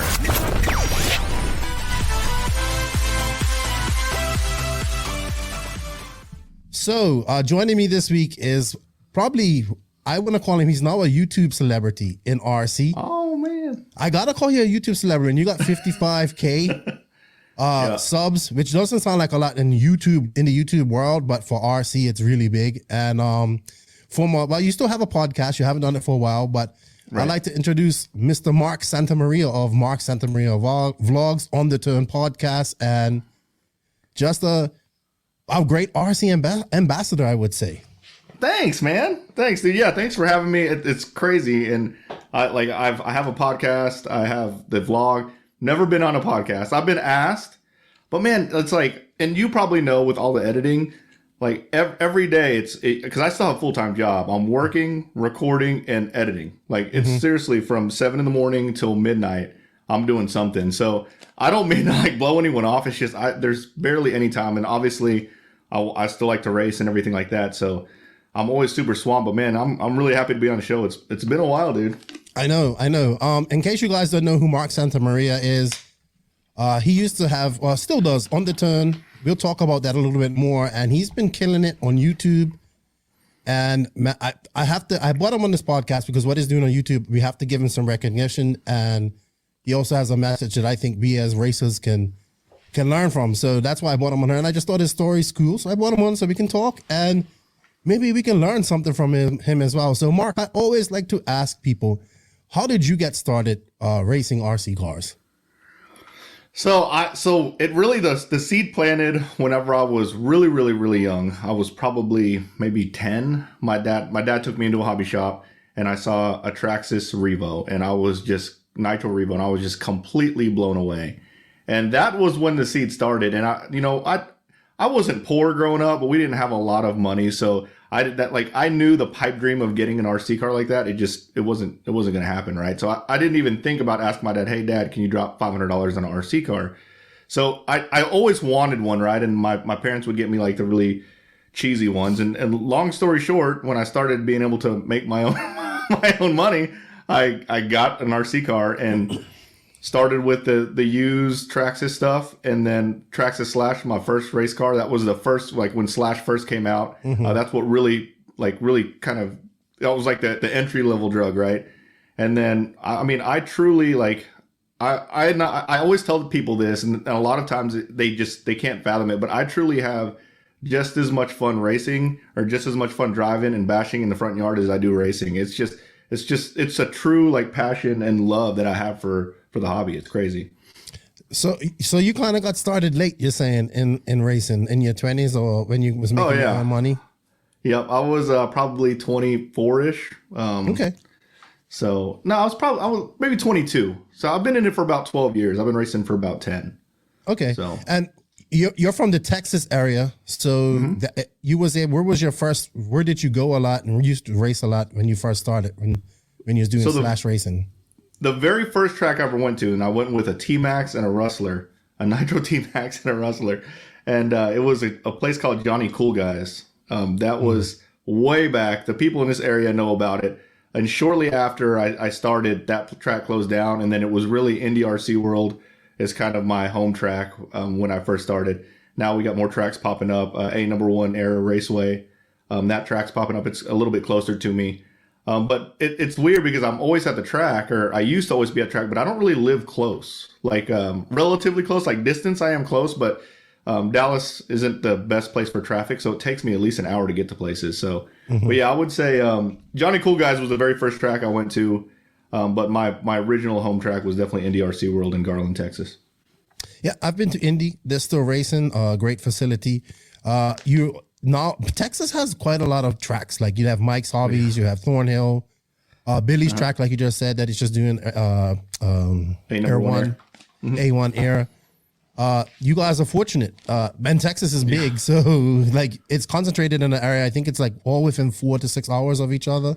Yeah, yep, exactly. All those places. Probably the furthest one for me is Mike's Hobby Shop, which is in Houston, and that's about 4.5 hours. But it's still, that distance. Living in Texas, that distance isn't that far. Yeah, for sure. Very fortunate. And the level of racing in Texas is pretty decent. I'm not gonna. I think there are some regions that maybe the level's a little better, maybe like the Southeast. But I put the Texas region. There's some fast guys there. Southeast. Yes. Come on. The only people I put ahead of us, I say the West Coast. Obviously, they got super fast guys. But I don't know. I would like to challenge the Southeast. I think we got better racers over here in the South. Back in the day, maybe, but it seems like your intermediate class now has kind of, because that's where I judge a lot too, is on the open class, because I think the open classes are so very competitive, and you can really see how the regional level is. And you guys were pretty neck and neck, but I think Southeast has got you guys right now. What? Who? Yes. Like all those guys in the Southeast are fast. So I know you follow it, and whenever I was like really deep in, and all I did was racing, like we could basically guess how the top 5 people, like we would be spot on top 5 finishers in the pro class. So I know you're following it. So if you're saying I don't really follow as many open drivers, I do. Right. Whenever I'm traveling, like I know who I need to watch out for, but there's so many of them, and you're right. It's extremely competitive, competitive. I really like the open class. I know I say a lot of times I don't like a lot of classes, but I really do enjoy open. It's those guys in the A mains of the open class are really good, and it's good to they can shine in their own class, because they're not as good as the pro guys. Right. There'll be lower C mains or whatever, that's and the A main where they can shine. I think it's good. I always watch the open races. So good stuff. And like that's always been a big argument in our area and in our series. Like we shouldn't have an open, or it should just be open and sportsman. But you got to understand, like when you have that many people, that many racers, we all want to win. So the more winning spots that are available, the better. Like I can honestly say, back in the day, whenever whenever you're still finding your roots, you just got picked up by a car sponsor, you're trying to get on the podiums. If I had a choice, if there were two races, equal distance, equal cost for me to go to at that time, and there was an open class at one of them and a not an open class, like there was basically 3 classes instead of 2, I'm going to the one with the open class, right? Because I got a better chance of getting on the podium. I know the game. I like one class too, but I understand the class thing, and I have no problem. I mean, if I go to a race right now, I'm going to run 40 plus. So, and that's it. And I'll be happy with that. So I get it. And the class thing isn't going anywhere. I just, I think maybe we cap it like how Southern Nats was, and keep things to a controllable time, you know, so you ain't there all day, you know, and you can come back and it's pretty controllable. I really like the Southern Nats race. I also think it has something to do with like how much experience and how long you've been doing it, because that was my mentality. Like, again, when I first got picked up, I'm trying to like earn my stripes. That was my mentality. But now I'm kind of at that stage where I don't, what am I going to do with all the plaques, right? They're just piled on upstairs. And he was like, I don't really care. I just want to have a good time and have some good racing. So I think my mentality is changing, and you will see that. You'll start to see some of the older racers have a tendency to go towards let's just do one big class, right? Yes. But I think it is important, especially for the new people. And now my mentality is very tailored towards bringing people in the hobby, newer people in the hobby. And I mean, to have multiple classes, it makes it more intriguing for people to go. Oh, racing. I agree. Totally. It's just not going anywhere. And that's fine. I'm fine with that. And you got deep. I remember listening to you guys on your podcast on the Turn. You and your buddies went deep, hardcore into racing for a few years at one point. We were. Like, we still are. Guys do it. Yeah.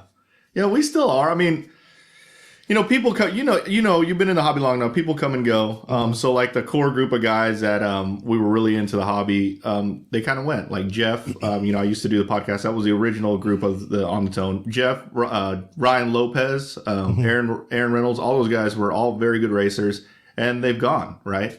Really, the only people left are me and Tony Kigley. Tyler Keel still races, but you know, as people kind of come and go, you know, their mentality and how competitive they are, it also changes. And I think we've just kind of matured as racers, and we understand that, you know, there's guys that are basically sponsored and paid to win, and there's guys that are there to represent the company. And we understand where we stand. Like, we're there to represent the company. Yes. So let's have fun, represent the company.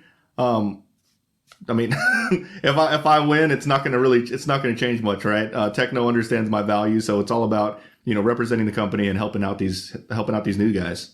I wish more people kind of realize that as well in the racing, you know. If you're 35, it's not going to happen, man. It's over. I'm sorry. You're not going to be a pro racer. And I don't think you want to be like, if the, you know, with this salaries that some of these guys make, and people just get it twisted sometimes. And I tell my wife all the time, and people ask me this all the time, like, would you race professionally? And first off, I think that practice makes perfect. And when I interviewed Ryan Mayfield, he nailed it right on the head. It's all about practice. I think if you practice enough, you could get to that level. May not be at the top of the level, but you could race at that level. But if you told me today, if you said, hey, Mark, you can be the number 1 driver in the world and get paid like the number 1 driver in the world, just trade out your career now, I'd be like, nah. It's a lot of work. It's a lot of work, and it's not that I don't love it, but I think that when it gets to that level, I think the fun, it then becomes work, and I can kind of sense that from some of the drivers. Like, there's a couple of pro drivers. Whenever they got in like that pro level, they were very enthusiastic, very cool and friendly, and now you can tell they're there for one thing and one thing only: it's to win. Yes, and I don't blame them. That's how they make a living, right? Yep. But at the same time, everybody looks at these guys as a role model. Like that's the face, like basically the face of the company for a lot of these guys. So I kind of wish, I understand they're busy, they want to win, but I kind of wish there was more interacting with the guy that just came in with a 2-generation-old buggy. You know what I'm saying? Yeah. Because at the end of the day, those are the guys that are supporting the hobby. Yes. Right? We don't crazy. Utilize them. We don't utilize them to their full potential, I don't feel. Pro guys. Yeah, exactly. And but again, I see their part also. Like, if it was my career and I got paid to win, sorry, Like I gotta put bread on the table, right? So I Well, totally understand their side also. Yes, but it's up to the manufacturers to do that, and also the promoters to want to do things like maybe I always say this, a factory row, maybe have these guys sitting on, have their buggies on show, getting some people in here, some spectators in there to see stuff like that. You never know. But that takes time, that takes extra effort, and these races are already packed with people. So yeah, and hard. You know what? I'll probably get in trouble saying this, but that's one of my pet peeves. When you have a high level, that world-class racer at like maybe a regional race, and they're like out in a private room. Like, what are you doing, dude? Like, get out there. Like, if I were at that level, I would pit right in the middle of everybody. Like, get to know everybody. You know what I'm saying? And I think that's a flaw. And again, it's weird because it's one of those things that it's hard to. It's like I don't like judging anybody without being in their shoes, and I've never been in those shoes because my thing has always been publicity and socializing and like building the awareness. So I will always pit like out in the middle, and that's why at all these big races that I'm at, on the tone canopy is like right there. And I even thought about like doing like a question, like an FAQ, like a pamphlet or like a brochure for these people who come in off the streets and like, wow, this is amazing. They have no clue what's going on. Like, it would be nice if I could go be like, hey, Mark Santamaria, I have a podcast, I have a YouTube channel. Here, this is kind of like some of the FAQs. Check it out. Like, I would love to do that, and that would grow so much worse. You have no idea. Like, last time I was at SICK, I had a lot of people come and visit me that were bashers in the area. They've never seen racing before. And they all have the same questions, and they're great questions, but it's crazy. Like, if you don't know anything about racing, when you walk into that race and see it, it's amazing, but you have no clue what's going on. Not a clue. Oh, I know. So, and it's like, let's walk like through a scenario. Let's say you go in, you're a new person, you see it, it's amazing, and a guy named Adam Drake comes to you. You don't know who he is. Super nice guy. He's showing you around, and then you go Google Adam Drake, and you're like, holy crap. I was just talking to one of the most amazing drivers that we've seen. Right off the bat, you're like, man, I feel like I'm in. Like I've got, I feel like I'm part of the group. Like, this is a cool community. And then we bring more people in because that's really what it's all about. At the end of the day, and sorry, man, I'm like going off on my soapbox right now. Right. At the end of the day, if you go to a regional race and you wipe out all the pro drivers, the hobby's still going because all those sportsman guys are supporting that hobby. They might be buying different brands, but they are truly the backbone of our hobby. And I feel like we just don't put enough value on the sportsman drivers. It's crazy. Yeah. Or even making them welcome to come into RC even a bit more. But there are some good examples of tracks doing things. Like I know one track in Georgia, they Mark Moon's track, they have like notes like, hey, don't be afraid to come up and ask questions. We're here to help you out, stuff like that. So tracks that are run by groups of people are doing different things, which is good to see. And then people like yourself, which we're going to get into, because first I wanted to talk about On the Turn. How did that come about? The podcast wars, as they call them, between you and Lupus Live. And actually, you guys inspired me to really start my own podcast, to be honest. Yeah, I can actually, man, I've got a lot. We go way back. Yeah. I can tell a whole bunch of stories about when we were starting a podcast because there was a little podcast war. So I thought, and Bobby Moore, he's the guy who created Lupus Live. I always thought that we were the first podcast. That argument continues to go. We probably started around the same time, but how we started, like truly, like we have so much. People don't realize how awesome it is. You realize it, but like a normal person that does RC, they don't realize how awesome it is to just be in the pits, like, and hang out, and the camaraderie and the amount of like stories and friendships you make hanging out at these big races. And like I realized that like we would go to big race and I would be talking to my buddies for like the next 2 weeks about things that happened at the race, and we would just laugh the whole time, and we were just so happy we did. And I was like, you know what, let's do this. So I ran over to Jeff's house, I put my phone on the table, hit record, and that was literally the first podcast we ever recorded. And then from there it was like, oh man, it kicked. Like we did, and when you first start, I think we did 300 views in the first day, or 300 listens the first day. We're like, whoa, wow, this is awesome. So it kind of just snowballed from there. But it all started with just kind of just telling the stories and things like that. And then in regards to the podcast wars, first off, me and Bobby we've never really butted. Like, we're really good friends. Like, even before, like, when we had those wars going back and forth, like, who's better and kind of talking smack, like, we talked before that, and we always had a mutual respect for each other. We understood what we were doing. And you know how it is. Like, I like Bobby, but it did kind of hurt when I see his podcast get more views than mine and vice versa, right? It was rowdy for a bit. You guys were going at it. I mean, both of you guys were rowdy. Getting in trouble a little bit, but that was fun, and that got views. But it was just a reflection of what happened at races, to be honest, like banter in the pits and the jokes and all that type of stuff too. So, but it was fun. It's super fun, and so we did have like a little showdown. The first Psycho Nitro Blast, we said, all right, who's faster between Lupus Live and On Tone? We did beat them. Me and Jeff beat both of them. So that is ended. Bobby knows, but again, me and Bobby have always been cool, and really part of the reasons why I go to all the race time events is because of Bobby. Like, he's so hospitable. He's such a nice guy, and me and him have always. We remain really good friends. We talk probably at least a couple times a week. And it's always been like that. We were never really butting heads. And then you guys came along. Came along, and obviously with JQ's got he's got a solid following. Love him or hate him, he's got a solid following.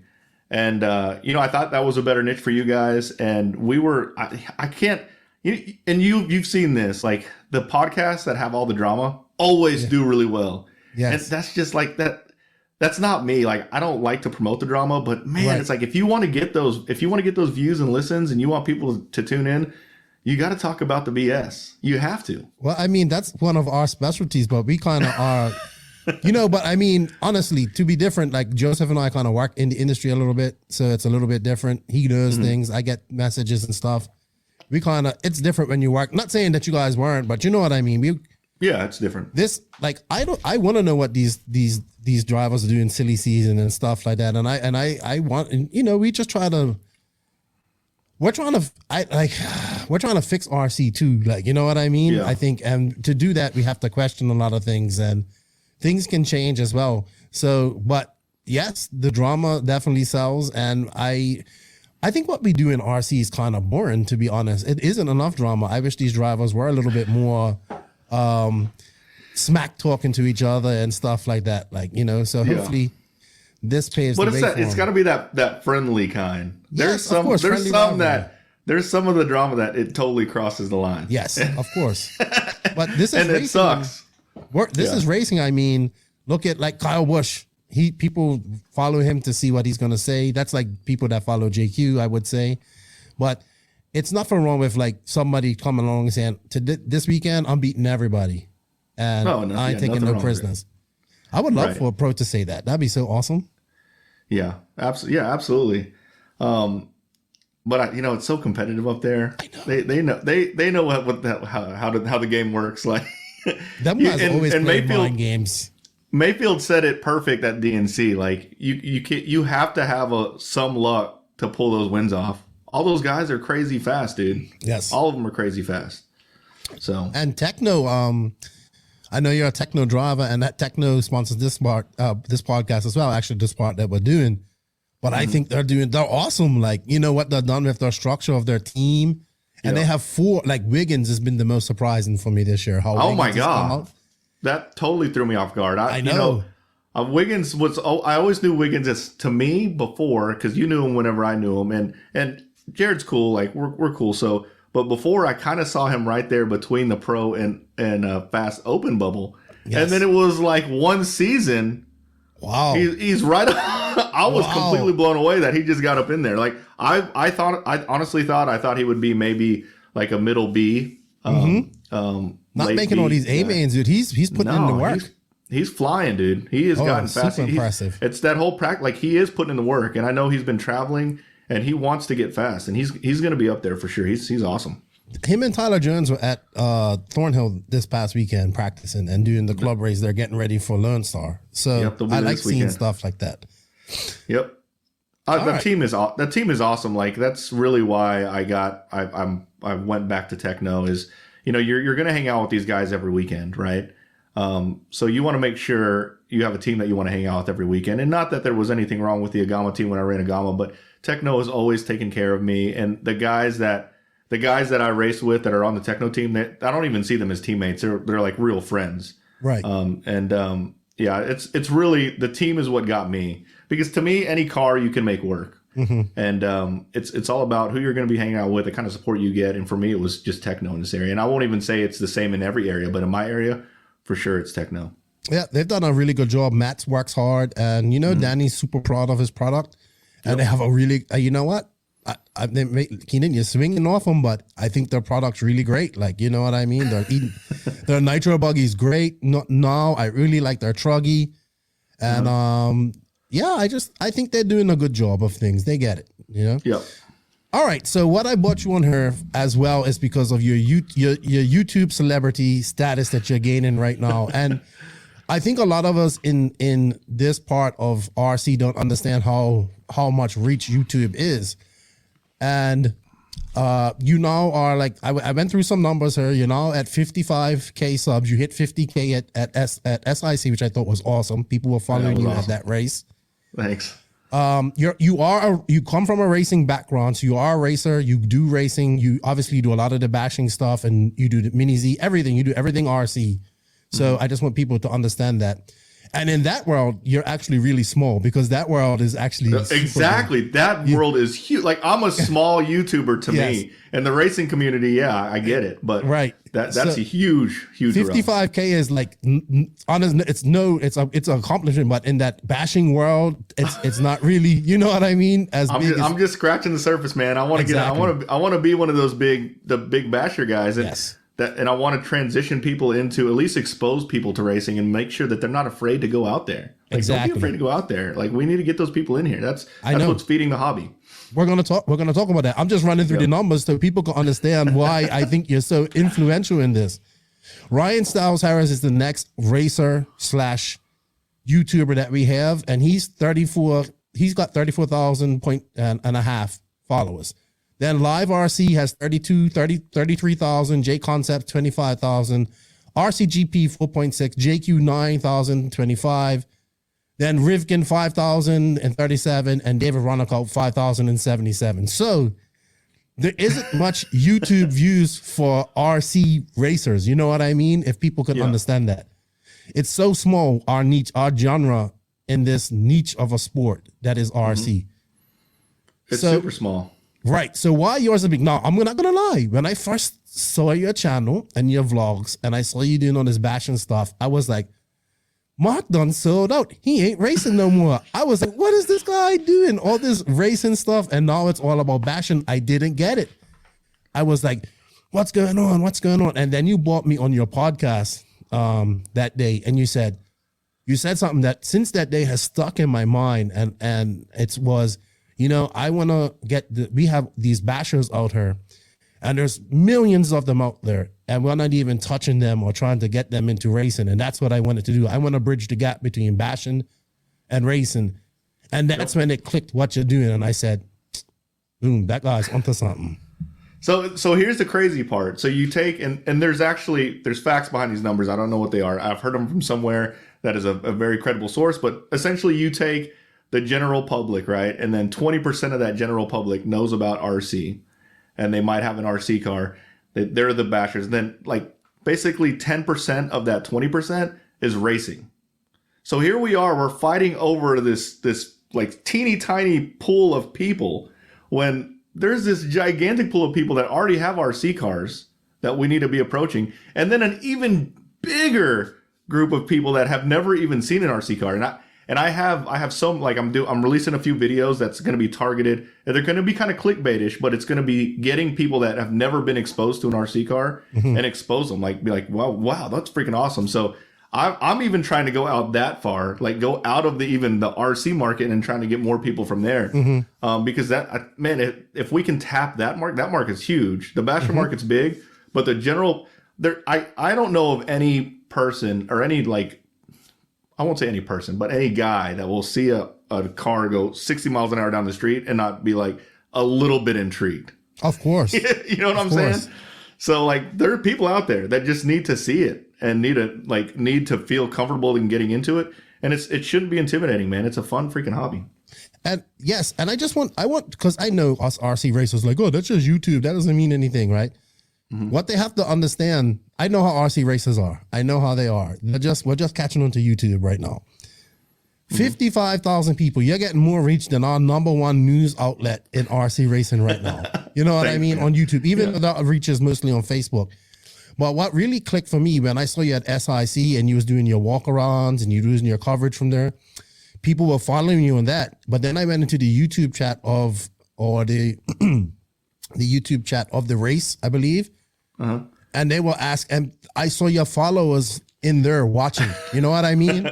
Yeah. And then I'm like, see, that's work. And then again at DNC, you came into DNC, you came into the YouTube chat, and your followers came in there. And I said, here we are getting bashes that we would have never, ever gotten into seeing racing through you. And that's 55,000 people. That's 20,000 more than what Live RC can do on YouTube.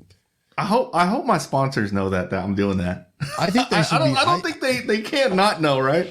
I mean, but we just don't get it. But I understand it as I've been working in this social media, YouTube type of life for the last couple of years, and you know, even now, I'm just getting clicked onto how big YouTube is because that's all I do is watch YouTube. Dude, it's huge. Like, so you have like the guy that I want. Like, I'm kind of I will not say inspiring to be, but the guy who is the level that I want to get to is Kevin Talbot. He is he's just bashing. He's just bashing, and basically people love to watch him just build a super expensive RC car, and he just launches in the air and snaps it in half. And people love to watch that. And at least it's exposing people. Like, that's who I'm trying to make my channel get that audience, and then just sprinkle in that racing. And basically, when you start to see, like, when people get more comfortable enough, if they watch enough race videos, they're going to be comfortable to at least try it. And that's all we need. And I try to, like, I would like my ultimate goal is to have like some ambassadors, maybe some of the pro guys, help out some of these MSM guys that just want to see what it's all about. And that way they don't feel so intimidated. Yes. I want these new guys to feel welcome at the track. I mean, it's working, man. I see it. Like I said, with just 55, and Kevin Talbot has like 3 million because that was my next thing. He's got 900 and something thousand. The big one is RC Sparks, but he retired. He's got he just retired, and so there was some drama between the two, and like I chimed in, and everyone's like, oh, you're just trying to get the views, and I'm just like, guys, like I live in the racing world for the longest time. Like this is small drama compared to the crap that we see in the racing world. I watched that video. And I was just like, just smash it, because this is nothing. Like the kind of drama that we see in racing is 10 times worse than that kind of drama.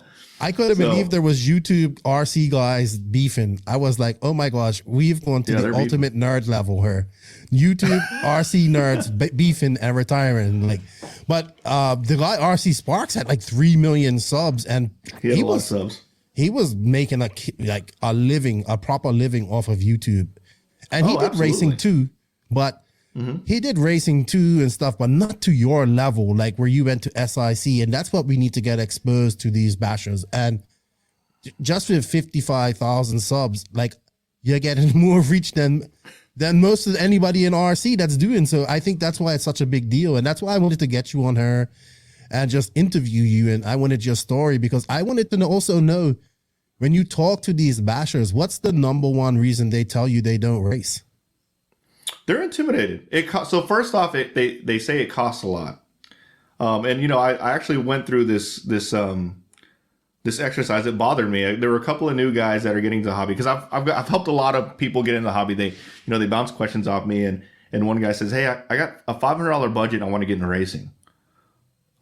I was like crunching numbers, like, dude, you really can't racing with if you have $500 budget, like. Right off the bat, $100 is going to a transponder, so you really got a $400 budget, and it's just so hard, right? So I saw that gap, and I was like, you know what, we have to push these spec classes. That's the only way we're going to get these people in, and we can't just flood spec classes with beginners. We need, like, if you're a pro driver, grab a slash and just run spec. Like, it makes these guys feel better when they're racing with you. So I've really kind of like started pushing the whole spec thing.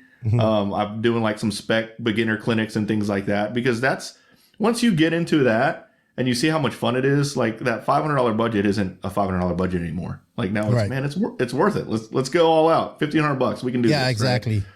So, but they just have to get that taste. And when they get that taste of racing and they see just the being in the pits, like hanging out with everyone and everyone being cool, like it's such an awesome hobby. Yeah. And I think even some just don't even know we race too. You know what I mean? Yeah. And when you expose that, some people just love that automatically. Like I've seen like people come in there like, MSN. And then I'm like, wow, this is so cool. Like, and I'm like, yeah, I know what you're feeling right now. Yeah. I know exactly what you're feeling. So. Right. And now, so since they're I try to respond as much as I can to everyone that, pings me or whatever, or reaches out, but now they feel like they're in. Because they're part of this MSM community or this MSM group, or they talk to me and they feel a little bit more welcome, like they're not just completely shunned out, right? And I'm not the fastest racer, but I'm really involved. So they feel like they already know someone in that goal, so they feel more inclined to come in. Yeah, you're one of them, like just a regular guy who races, and that's what we need too. You know what I mean? Just bridging that gap, making people more comfortable, getting people involved, and you're just doing it through an awesome. And like the fun thing is, you get to play all this cool RC stuff. Like you're doing all these, you got all these different stuff, like the mini Z stuff. Now that's something I wanted to touch on. I think it's a great way as well to get people racing. How about you? What's your experience with it? Oh, absolutely. So you do it for a while. Yeah, absolutely. So first off, let me say that even if I wasn't recording or doing a vlog or anything, I would be doing all this stuff anyways. Like I truly enjoy, like I'm not doing bashing stuff and Traxxas stuff and Arma stuff because of the vlog or for YouTube content. I'm not doing that. Anyone who knows me knows before all this even started, like I used to get made fun of all the time because I would love buying like Traxxas Revos and doing like tracks like hobby shop, like hobby builds, right?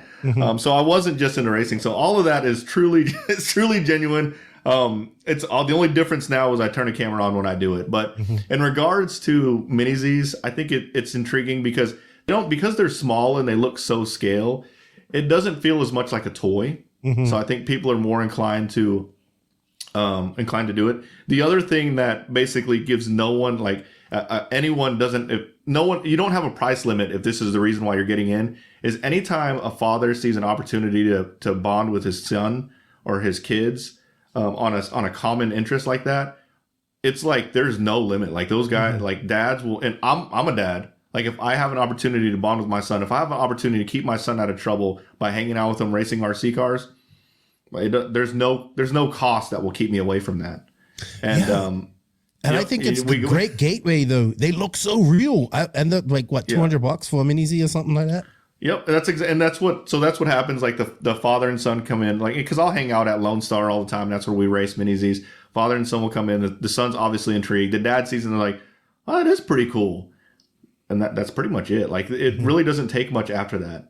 And then there's so many father sons that do it now. It's a great, like I get so excited whenever I see that happen. Because that bond, it's no longer just growing the RC community, but it's now making a father-son closer, which is freaking awesome.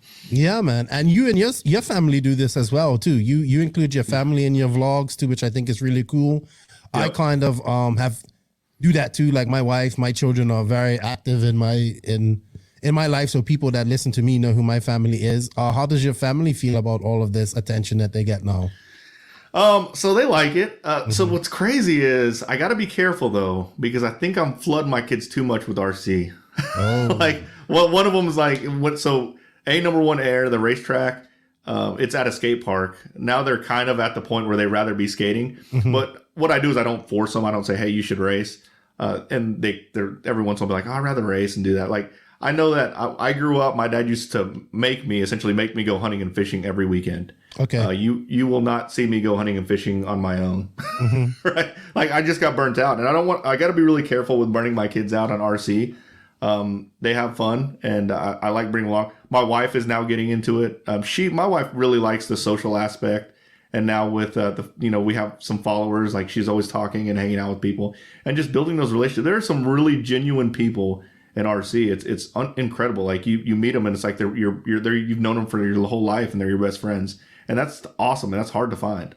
Oh, I agree. So many relationships, so many good people met through this crazy thing that's RC. And it's good that your wife's liking it. I've watched some of your lives and she gets into it. So that's good, man. Like, I just see the numbers. And when I see the numbers like that, I just know what's happening. You know what I mean? So I kind of get all of this. Like, that's why I'm geeking out over all of this. I just know how much reach you're getting with this. And I can imagine when you double this and you got 150,000 subs. Right. And, you know, I just know how big this is for RC. Period. You know? Yeah, I'm excited. I'm not slowing down. I've got big plans. Like we just picked up the RV and a new truck. We plan on traveling. I work in IT, so I can work remote anywhere. Okay. My company already knows that I'm going to be doing this, so we're literally going to be traveling all around the nation, checking out tracks. And we're not just going to be going to big events. I want to, I want to connect with everyone. That was one of my goals, even with On the Tone, was to do these smaller regional races, because these smaller regional races have a lot of people in there that need to be like, if we just go in there and talk about these large races and get them all hyped up, they're going to at least try one. Yes. And then these big races get even bigger, and it grows from there. It just snowballs from there. Yeah, we need to show the regional races some love too.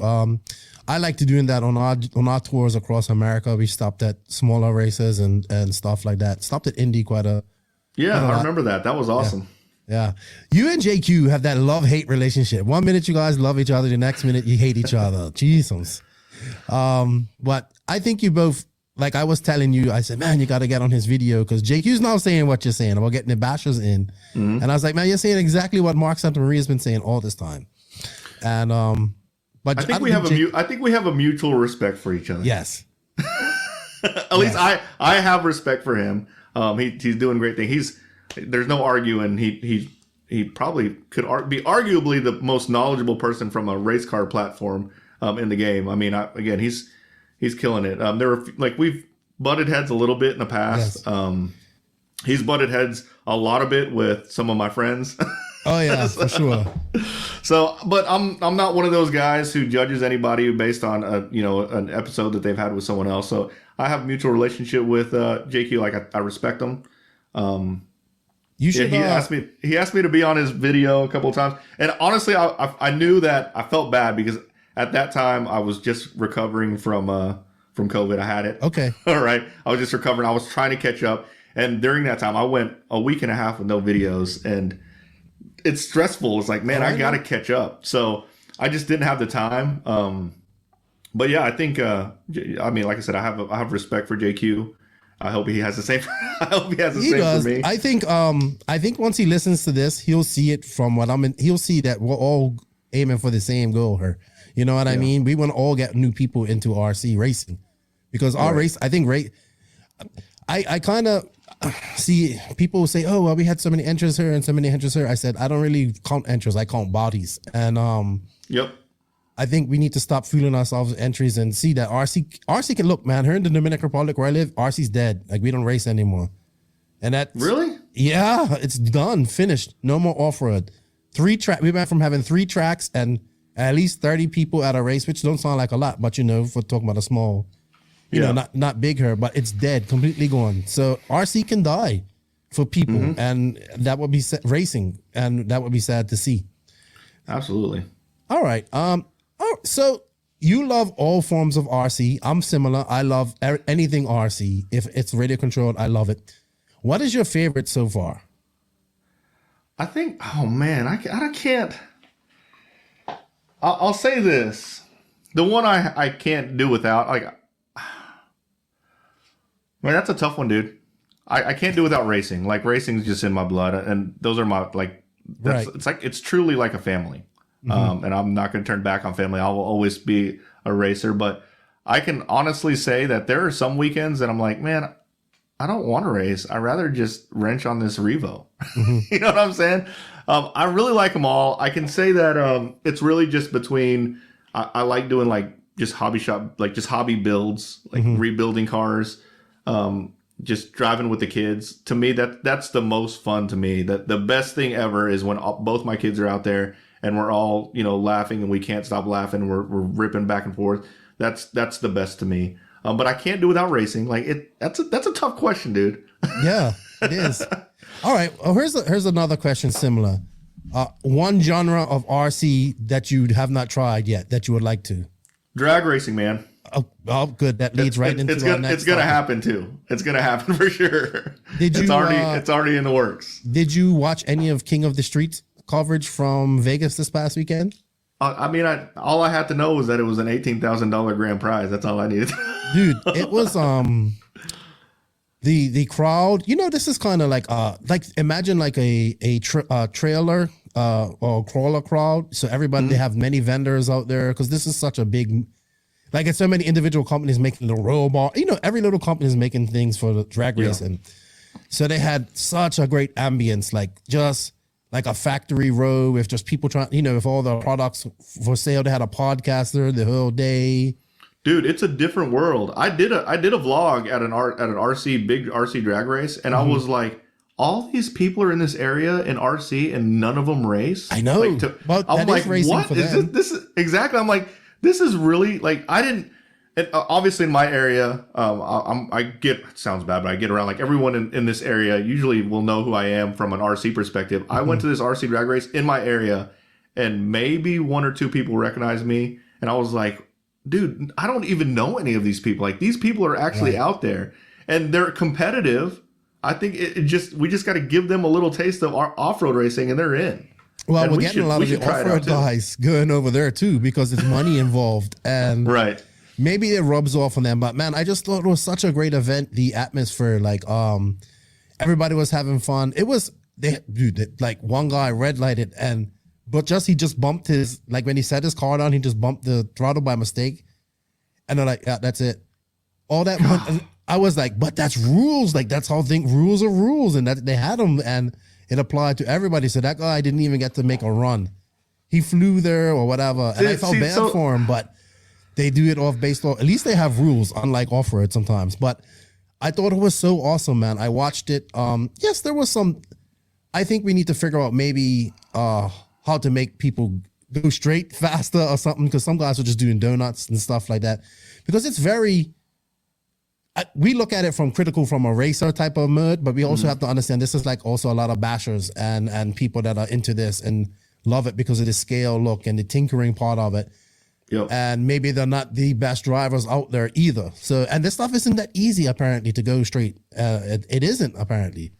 So that's a good way to grow the hobby too. If you go to an act obviously the real the full scale drag racing, huge community. Yes. If you set up an RC drag race at those drag races, those actual drag races, and people see money getting thrown around like that. What?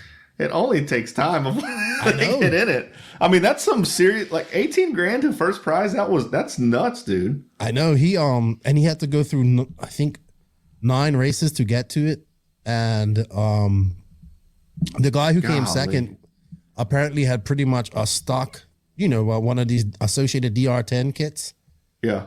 And he, obviously put some mods on it and stuff in his own electronics, but it was pretty much just one of those kits, and he came second. But imagine the pressure those guys were on last race. I can't imagine it. Whenever I hear about the guy that won 18,000, you're just like you. I thought about, what about the guy who lost in that final? Nothing. Golly, man. And I just thought it was good for RC, and I think we need to kind of get back to something like that. What we do, that comes back to maybe. Like you said, a pamphlet or something like that at these races. And so people that don't know, they can come in and say, okay, what's this? Especially Silver State. Imagine at Silver State where if Joey actually waters the track. Sorry, had to say that. And keeps the dust on. Silver State would be so perfect for that. People just walk through, give them pamphlets. You never know. There's so many things you can do. You brought up the water thing. I got to ask because I was trying to figure it out. They watered at DNC every 5 races or something like that. Right. Did they do it after a different race every round? No, they have a schedule. So each it's supposed to work out. So each round gets that track. You know what I mean? So each round of qualifying would get a watered track, which would put them, or just They try to so stagger everyone would get a wet track at some point. Yes, at one point. Okay. So that's basically what I was thinking. I was like, I hope they're not watering after the same race every time, because that's not fair at all. I hope not either. I didn't really pay attention, but they have to, because at Thunder Alley, if you don't, it becomes really abrasive and it really wears down tires. Yeah, if it's run dry. So that was a cool race. I know, it was cool. It was cool to be at Thunder Alley. I had some gripes about it, but I always have gripes about races. So, but I thought I love DNC. Have you ever been to DNC? Yep, twice. Okay. So you have been. Okay. Yeah, it's and you know what's crazy about this one in particular, I feel like this one got a lot of exposure. Like, we had almost 3,000 people on Live RC. I don't think I've ever seen that. And in the grand scheme of things, that was there's very skilled drivers, but that was the least amount of skill out of DNC. Usually you have guys from overseas, you have the Elliott Boots, you have Ronenfalk, you have all those guys come from overseas, and those guys are up there too. Like, we were missing a lot of key drivers. Lutz wasn't there. A lot of key drivers, and it was that big. So I just could imagine, like, that race could have been so much better if all those big name drivers. There's so many people. Golly, imagine if the guy who just won the Worlds, Ungaro, David Ungaro, yeah. Imagine if all those high level guys. They would have been there. Were. They were there last year. Oh man, so that's crazy. But you know what? Speaking of views, I bet you a lot of them came from your group, your followers too. See, that's how it got awkward for a while. Yeah, there were just people chatting with me, and now I guarantee you, Tyler and Scotty were like, seriously, like, they were asking me questions about their JDOs and stuff. I was like, this isn't the platform to do it on. But I was still answering people don't understand. That's the reach. That's what the 55K brings you. Like, and that's money. Yeah. Like, people don't understand that. That's something that we just can't get, like, without that type of getting into that bashing crowd and getting those people in there and them seeing that. So we have to realize that as a race, and we have to be more welcoming to these people when they come into racing. And that's why I really wanted to bring you on the podcast, to tell your story, but also to show what good things you're doing and what you heard from these bashers. Yeah, absolutely, man. All right. I have just 2 more questions and then we can let you go. I know you've been working all day. Future of RC. What's your thoughts on it? RC racing. RC racing. Okay, so the future of RC, that's not going anywhere. I think that hopefully we start to really, like, now that, Keenan, you're obviously a big influencer.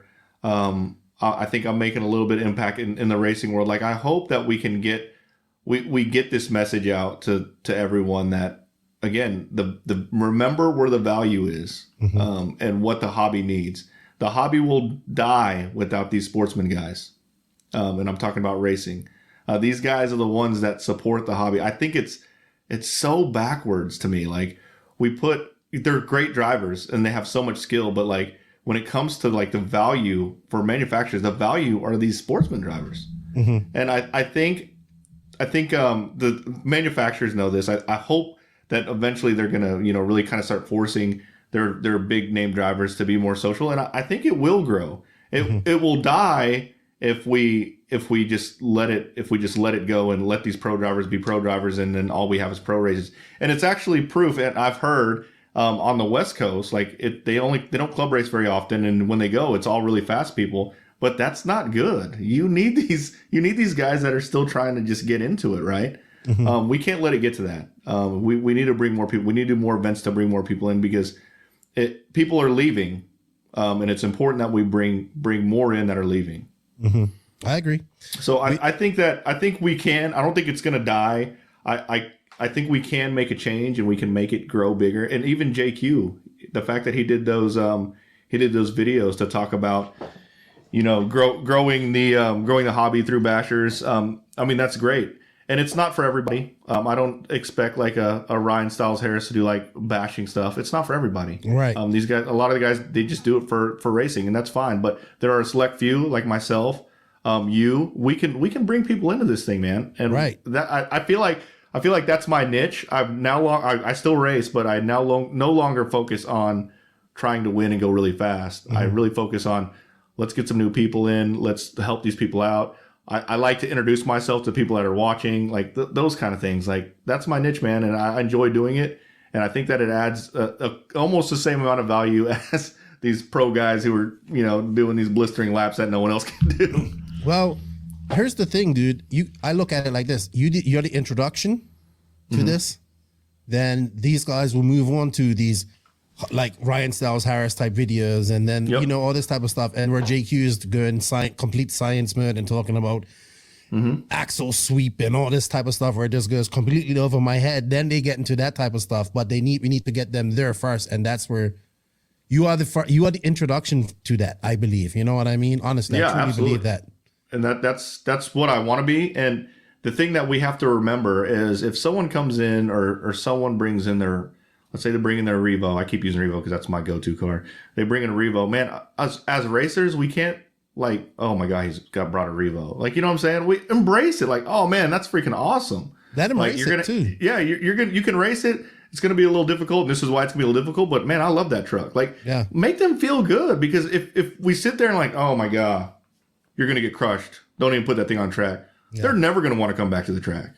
Or say, hey, I got $5,000 worth of RC stuff, or you need that to get started. Hey, and you know what's funny? And I had a conversation with someone on Facebook about that. That $5,000 car that you just built in a year or so, that Revo is going to be worth more than that $5,000 car. So I was like, go ahead and bash them all you want, but there's a reason for all of them. All right. Well, the last question I have is future for you, man. Mark Santamaria, there's going to come a time, I think, where you're going to have to make a decision at some point. Probably, I think YouTube's going to become full-time for you at some point, the way you're going. What's the future for you looking like? So I have my career. It's actually, my career is doing really well too. I'm in IT. I'm a software manager. So I don't want to slow on that. Again, I'm really scared that as soon as I make RC a full-time thing, I'm scared that passion might go away. Like it's so much so that I don't know if it's going to have to take something really drastic for me to do that.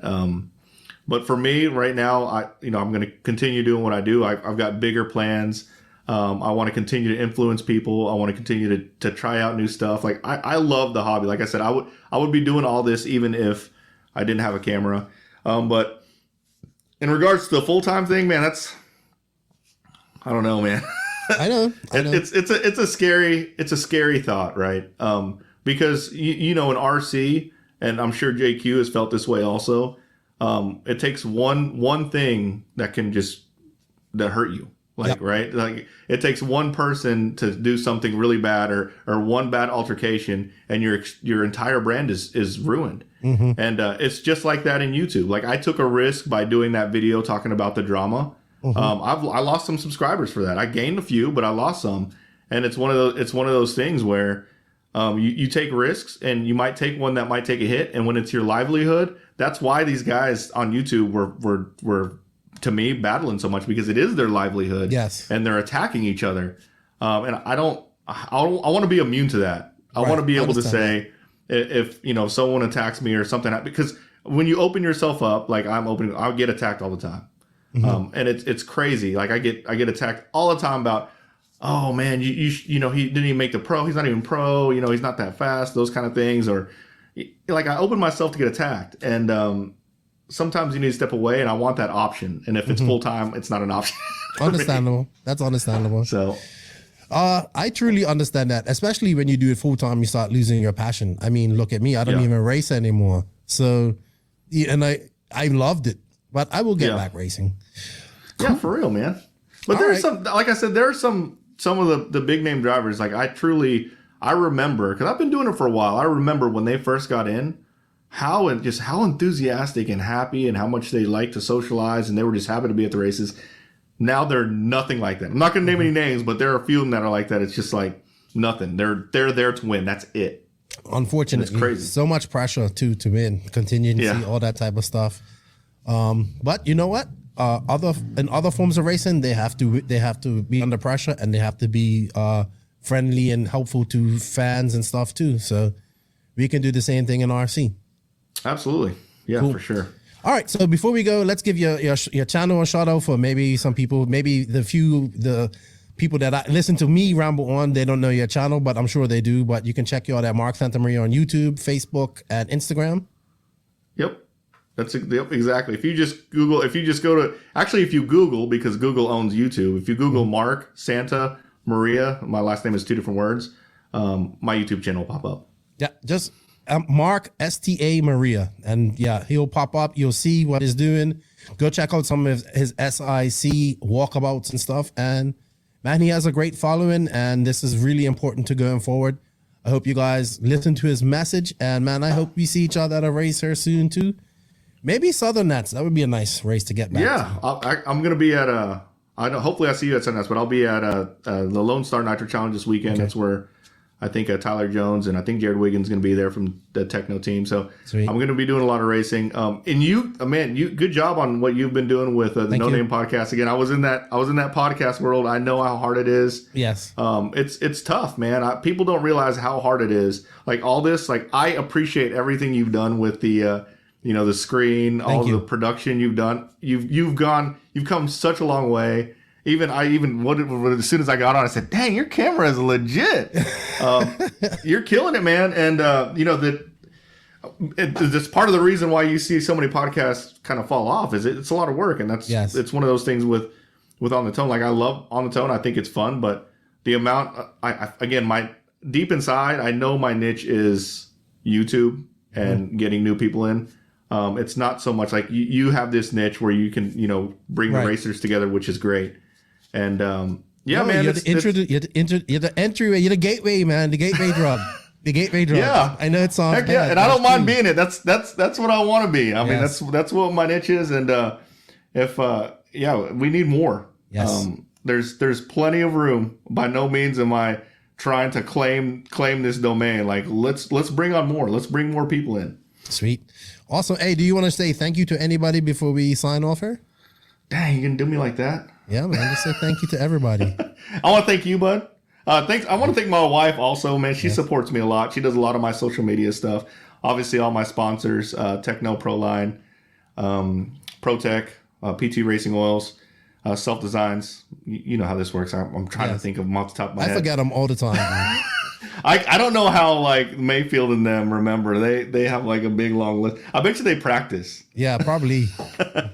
But man, we gotta end it now. I have some questions for you. I want to switch. All right. Well, yeah, sure. Let's go. All right. So this is gonna be an opportunity for a shameless plug, but this is a true question.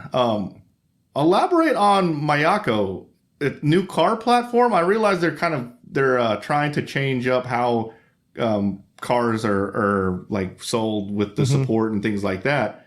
But a new car platform, who's driving it? Like what's going on with that? Okay, so Mayako has hired JQ to design their car. They don't have any cars right now, but Wally is kind of heading up the charge of that. Wally from Wally Builds, Nick Watlett. He builds cars and stuff. He's in California. So he has like a Wally Builds Mayako team. And they're kind of doing it like a membership type of vibe where you pay a membership, and they're like creating this whole community on Discord and all this type of stuff. So people can, so basically whenever you have an issue with your car, you just come in there and say, hey, I'm having this problem with my car. Can somebody would help you in that Discord or whatever. But you don't have to run the car? Yeah. You do. You have to run the car. The Mayako car. And also I believe they're going to have it where you can order it. It's going to be direct. So the cars are going to be sold directly from them, but the parts will be sold like through Beach RC and stuff.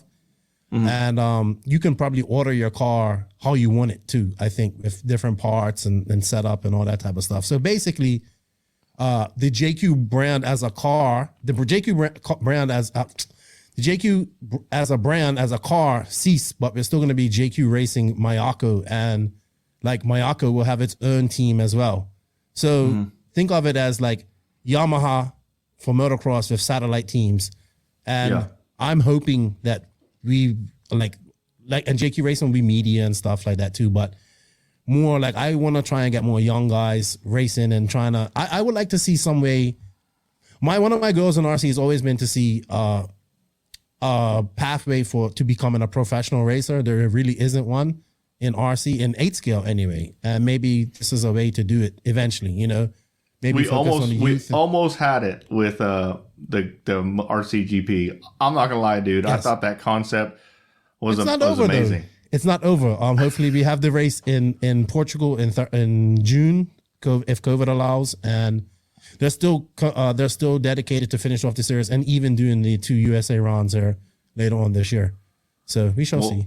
Where are the two RCGP if it's in the States, I'll be there. Well, it was supposed to be in El Paso, but this month, but they canceled it due to COVID because the Europeans can't fly over. And then I think it's going to be East Coast, and they might just do 2 rounds back to back for the pro guys to finish off the season. So yeah, I think the concept. So I love F1 racing. So the concept is awesome. And then whoever's doing the production cuts, man, those videos. Oh yeah, are the legit, next dude. video should drop her this month, the 3rd installment of the docu-series. So, awesome. Yeah, hopefully. So good stuff. So I want to close out with this. Okay. I want to thank all my subscribers who actually tuned in. I'm gonna plug you guys. I'm gonna let everyone know that I've been on here. Hopefully they've joined in. I hope they do too. That'd be awesome. Yeah, I hope we can do a live together too one day on your. We totally do. We On your totally. show. I need to make it as cool as yours though. Mine's not that cool. Oh man, stop it, man. But I want to thank all my subscribers. That's really. They like, again, I would be doing this, but they really motivate me, right? And that's really what's really kind of, it's my fuel to see all the people who support me. And I get the haters, but I also get the love, and it's just such an amazing feeling. And I wouldn't be doing any of this without them. So I want to thank all my subscribers out there and everyone who follows me. I appreciate it. And you know what I want to say to your subscribers? We need you to come race. Please come race with us. Seriously, I'm begging you to come race with us. We need you. Yeah. So one of the things I want to do is I want to grow my, have a big on-tone canopy. You've seen it. Yes. I want to grow that. So if you're new, I want you to feel welcome to come pit with us. So you pit right in there with all the pros. You don't have to be out there, trying to find your place. But man, I want to grow the hobby so bad, dude. I love seeing new people in it. It's such a great feeling. Sweet. And we need it. Well, thank you for all your dedication, man. Thank you for your time. We finally got to do this. I appreciate it. It's been a great chat. Thanks a lot, man. Remember, everybody, follow him on YouTube and listen to what he's saying, because it's bringing up very great points from a racer prospect. All right, Mark, thank you for your time, and talk to you later, dude. Thanks, Keenan. So joining us this week is Conny Svensson, owner of House of RC, and he has some exciting news for us. We had him on earlier, about 5 weeks ago, to do a tutorial on House of RC 1.0. But he has something new to announce, so he's here to talk about that in this quick tutorial. What's up, Conny? How are you? It's great. Thank you, Keenan, for having me back here. Yes. Should we just get right to it? I think so. Yeah. So last time we kind of talked a little bit about the overall platform, and we just released 1.0, right? So now I think we're in 4 or 5 weeks later. You asked me if there was going to be an app, and I said, we're working on it. And the app was released about a week ago. So if you haven't downloaded, Android and iOS apps are out. They have been very well received. I've seen a big uptake in both subscribers and usage on iOS and Android. It also starts to support push notifications, so you could get push notifications before an event or race and other type of private messaging back and forth. So it will bring a lot of more features that are only available on the mobile. But the web version still works great. And I think really to get the whole experience, I still think it's best on a desktop computer. I would agree.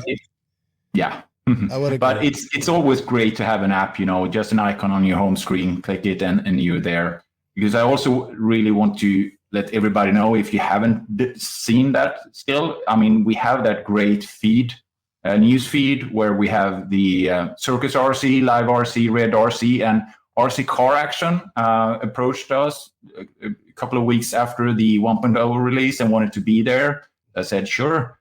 Circus RC, they updated their feed so they could have pictures in there as well. So very good. I think that news feed in itself is a great start screen. And the other thing that we really want to push now is new subscribers, more users, because it's having more users will bring more value to everyone, right? So we have had this contest now for a month where the person that invites the most users and they sign up, they will get free supporter subscriptions. A support subscription is something that it's kind of a Patreon, I would say. So it's a monthly fee that helps us develop this, because it's not free. It costs money with servers and all that. So, and for that, you will get some extra features like showing your Facebook feeds, YouTube channel, for example, and also pick your own nickname. Okay. So last month we had Playman Petro and Shelling Ben. They both won a subscription. Okay. Yeah. So now this month we start over. So we have this going on for 3 months, and this month we have upped the price. So we're actually giving away an Invisible Speed book by JQ, and I have one here as well. Yeah, look at that. Let's see if I have one here as well. Yes. And everybody that got them have been really happy with them. So I think this is a great price, and I hope that people will take this on. We also made it much more simpler to invite people to the platform. At the top, there will be an invite a friend button, and you can see it here on the screen. Do you show the screen now, actually? Because I think it's... No, we can add it to stream. There we go. Let's do that. Perfect. So now you see the same thing as I do. So we have the app announcement down here. We have the Invisible Speed book up here. You can click the invite friend button up here on the right-hand corner. And when you do that, you have two options. You will either, enter email to your friend and type a little personal message and click send. And that will send an email to your friend. And when they click on the link in the email, we will register that as an invitation. But not everybody knows the email of their friends or colleagues or racers. So something that is much more simpler now is just click that copy button. When you click that copy button, you will actually receive a personal, unique invitation link in your clipboard. Now you can send posts on Facebook, Instagram, any digital channel with that link. Anybody that clicks that link will count as an invitation from you. So if you're smart, just go out there, make a, public announcement, and, in any channels. And everybody that signs up through that link will be counted as an invitation from you. So, and that enters you to win the Invisible Speed book. Exactly. So March, we will do this contest for the whole of March. So first, at the last, we will crown a winner. So those are the two things: the app, download it, and Invisible Speed. Okay. Quick question about becoming a supporter, because I have this problem. Have you fixed that with PayPal? Because I was trying to do it the other day and it wouldn't let me. No. So right now we're doing it through Stripe. We will add PayPal at a later time. That working on that. So we will add PayPal. But right now it's Stripe. I know that some people have problems with it, and I can't really know why. But a lot of people have done it successfully. So we have a bunch of subscribers, and we really help us out. Yeah, and we will get your information out here on House of RC. It's important. I'm starting to use it now that I have it on the phone, because it puts everything that I want to see right there first, right off the bat. So Perfect. It goes right through Circus RC, Live RC, everything now. So that's really cool. Even my stuff gets up there. And I think we need to embrace this, and we just need to keep pushing it. So invite your friends, and you can win a book, an Invisible Speed book. Valued at over $100 shipped, actually. So perfect. And I also want to highlight this resource button. And I said that last time. Anybody can add resources to this part of it. So if you want to share, a great YouTube video or any other thing that you think are something that a lot of people will be interested in. This is an open platform for anybody and people can like here and all that stuff. Also, did you remember last time we were looking at the stats? Yes. So how do we have nitro or electric? After that, we got a lot of more signups. So we were about a little bit more than 1,000 users before that. Now we're at 1,634. So if we bring up users here and then we look at that power. So now we have electric 48% and nitro 42. What? So that is not correct. Yeah, that has changed. So something's happened. That's not real numbers. It's fake numbers, right?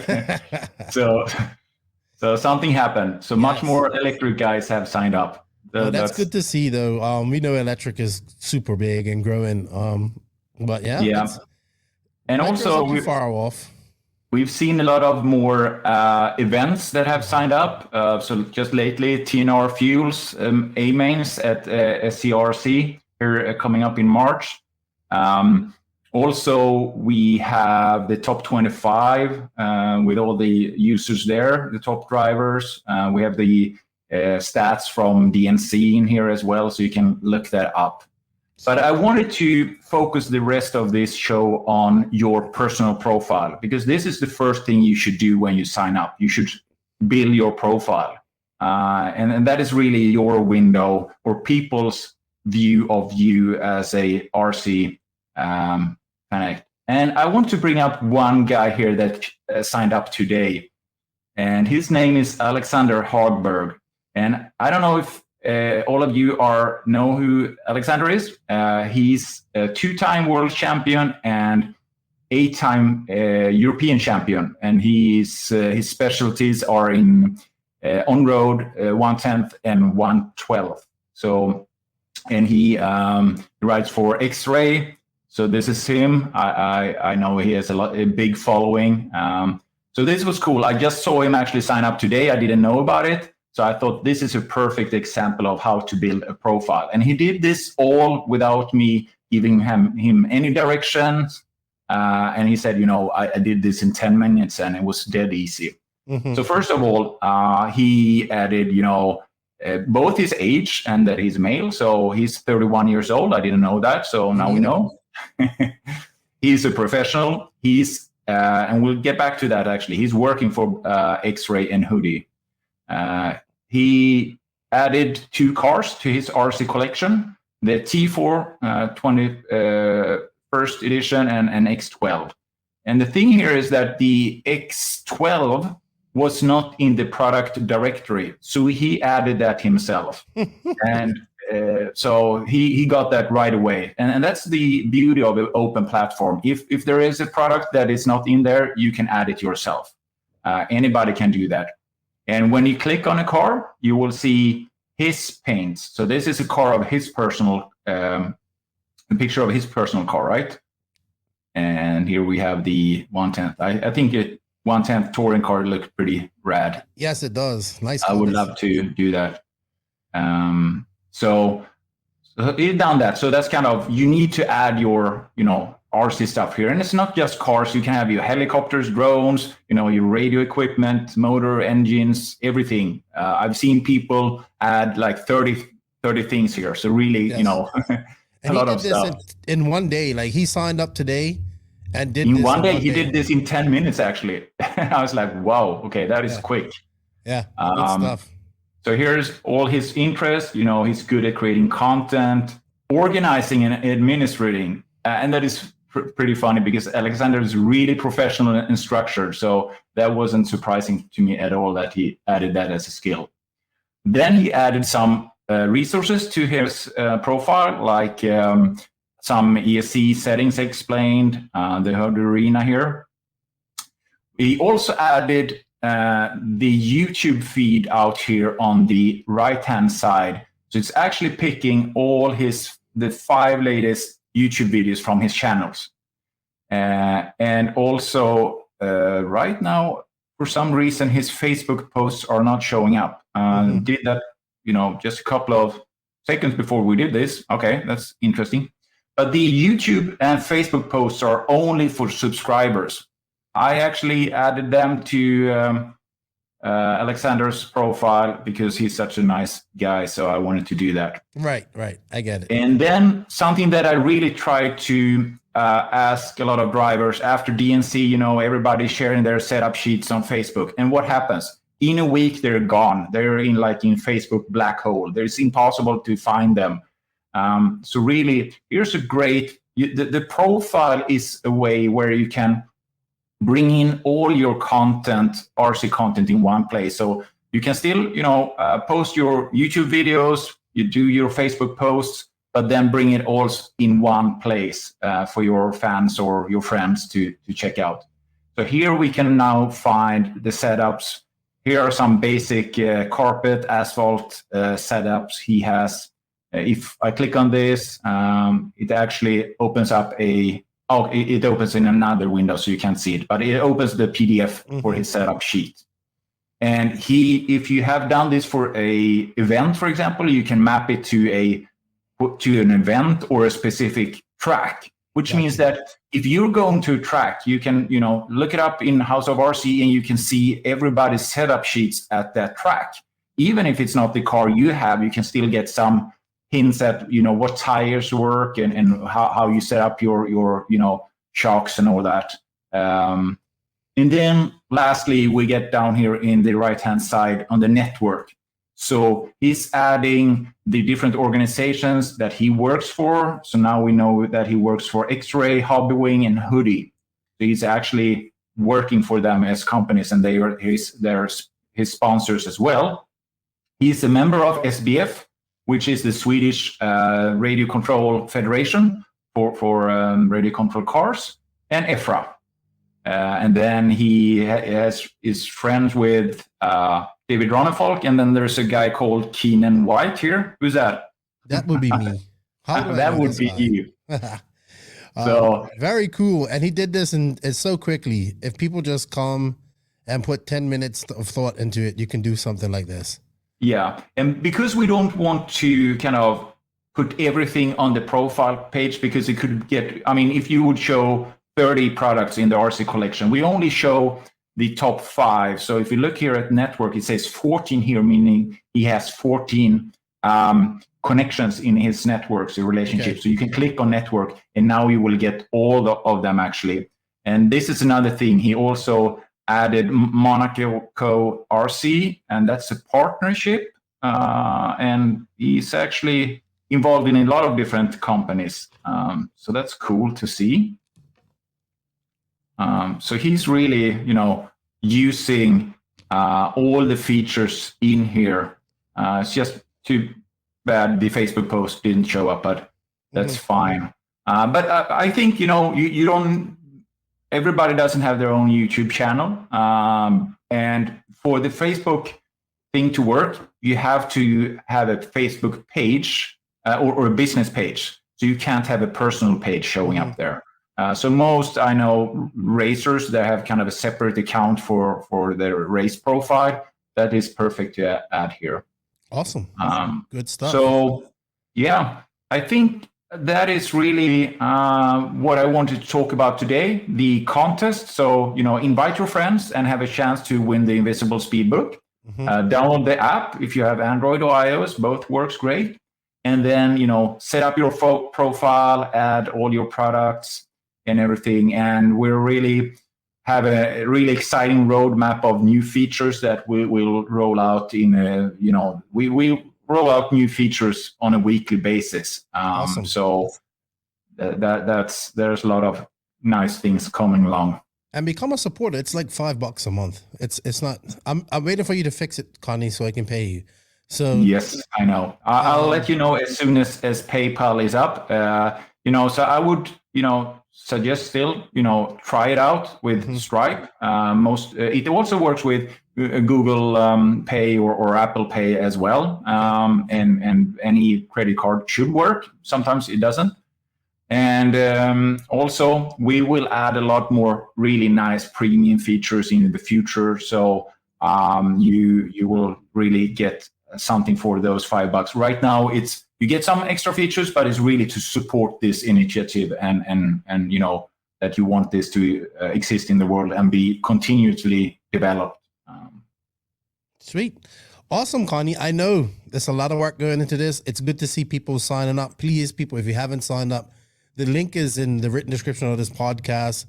It takes 10 minutes to just do this, and it doesn't matter what genre of RC you're into. This is for anything that is RC related. So please go sign up at houseofrc.com. Conny, thank you for your time, and thank you for your dedication and work to providing this awesome platform for us racers. And thank you for having me here, Keenan, and keep up the good work with your podcast. Thank you. Bye-bye. Bye. So that draws a conclusion to the podcast this week. Thank you to everybody for tuning in. Thank you to Mark Santamaria for his time. If you guys haven't, please go check him out on YouTube. His channel is growing immensely, and he's doing good things in RC. So let's try and push him, and also let's listen to his message about what he's saying about getting bashers into RC. So that looks pretty cool. I'm excited to see what happens with that as he gains more reach and gains more following. Hopefully this grows RC. We need to be getting people into racing on all cylinders and all ways we can. Sorry, someone just drove across really loud music. Thank you to Max for coming on and spending some time with us and answering your questions. Lots of good questions this week, guys. Thank you for that. Thank you to Beach RC for sponsoring that. Thank you to Conny for coming on and doing his House of RC tutorial. Remember, guys, go to House of RC, fill out your paperwork, and hey, join a community that is growing by the day. You know, everything RC under one roof. So check it out, House of RC. Get the app. You'll be good. And hey, we got a live, probably as you receive this podcast, we would have had the live the last night. I hope you guys enjoy it. And we'll be doing a lot more of the live shows, hopefully. And hopefully we get to some racing here soon, too. So maybe PNB is possible, maybe Silver State, or maybe the Nationals. We'll see what happens. Sorry, somebody's just hammering or something up above her as I'm just trying to wrap this up. So with that said, I want to say thank you to all of the NNRC squad around the world. Thank you guys for all your time. It's greatly appreciated. We can't do this without you guys. All the support around the world from the No Name RC podcast squad. Thank you guys. Thank you to all the patrons on Patreon that support us. Without you guys, we can't do this. Your funds keep these bills paid, help us get new equipment, and will help us travel here in a little bit. So thank you to all the patrons of the podcast. If you wish to become a patron, the link for that is in the written description of this podcast. Check it out. $5 a month. That's how much it costs to help keep this podcast going. Shout out to all of the awesome sponsors of the podcast. We can't do it without you guys either. Hopefully these sponsors will help us get to races as well. It all helps. It keeps this office going. It keeps the podcast going. So it's all one big symbiote movement. I don't know. I'm going into Spider-Man stuff here. So thank you to Mayako first off the bat. They are the title sponsor of the podcast. So shout out to Mayako. Really looking forward to what they come out with. 8 scale wise, Joseph still hasn't shown me what he's got. He's in Spain testing. I haven't seen anything yet. Thank you to TNR Fuels, man. I really like Chris Nelson, what he's doing. Have fun. Everybody that's going to the TNR A-Main Challenge at Sun City RC Raceway, who is another sponsor of the podcast. So shout out to Sun City RC Raceway. Shout out to Tekno RC. Beach RC. Man, go check out that affiliate link in the written description and check them out. Also check out Tekno. Watch for Tekno this week. I think they're going to have good results at the Lone Star race. Also, shout out to Manscaped.com. Don't forget to use that promo code. Hit up Manscaped.com and save yourself some money. Papa Wheeler's Traction Tonic. Been a long time supporter of the podcast. We are going to have him on here to talk about his stuff. He was busy this week. But thank you to Scooter. Remember, there's a discount code for that as well. Racecraft USA. Boom. Thank you for the hat. Hopefully when they get some big boy shirts, or when I lose some weight, I'll get one. And I'm looking forward to just getting out there and hanging out with the Racecraft guys. Excuse me. They know how to have fun. Shout out to Wally Build. Show Wally some love. House of RC, of course. RCGP, RCMX, and I think JQ Threads. That's it. And thank you to just everybody that supports the podcast, man. We guys, we can't do it without you. And I'm enjoying this, man, bringing you guys content, and hopefully I'll be getting out doing some RC soon, so I'll be doing some video of that as well. Keep those questions coming. Keep the interest going. Share this podcast. Let's help this go viral. And remember, showing the sponsors some love shows the podcast some love. Nitro is the glory, but e-buggy pays the bills. If you ain't grinding, you're sliding. You know what that is? It means Lefty out.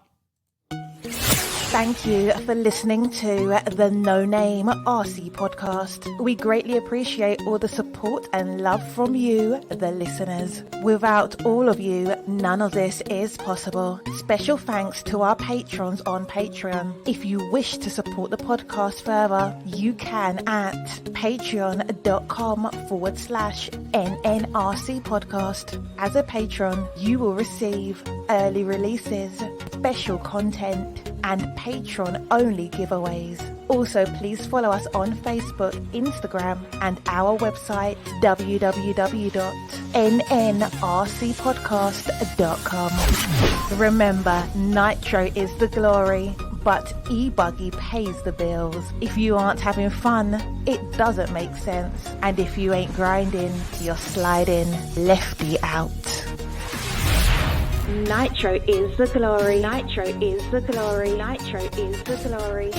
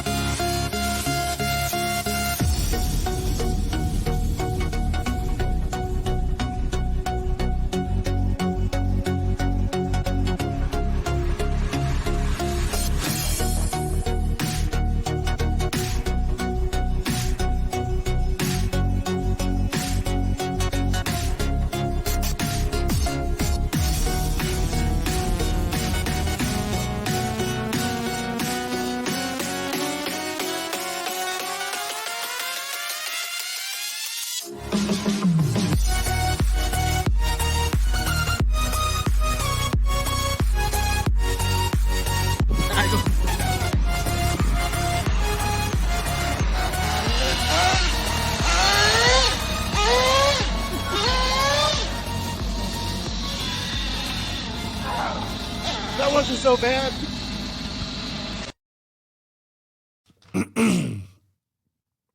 All right, we're gonna go in 3, 2,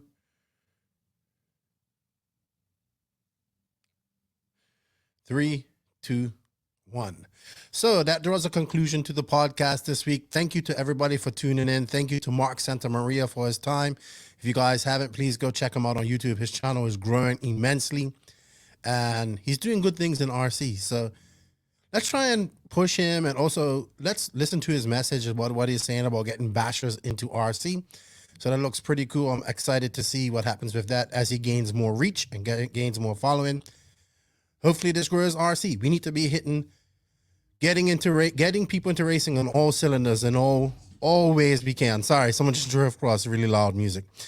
Thank you to Max for coming on and spending some time with us and answering your questions. Lots of good questions this week, guys. Thank you for that. Thank you to Beach RC for sponsoring that. Thank you to Conny for coming on and doing his House of RC tutorial. Remember, guys, go to House of RC, fill out your paperwork, and hey, join a community that is growing by the day. You know, everything RC under one roof. So check it out, House of RC. Get the app. You'll be good. Hey, we got a live, probably as you receive this podcast, we would have had the live the last night. I hope you guys enjoy it. And we'll be doing a lot more of the live shows, hopefully. And hopefully we get to some racing here soon, too.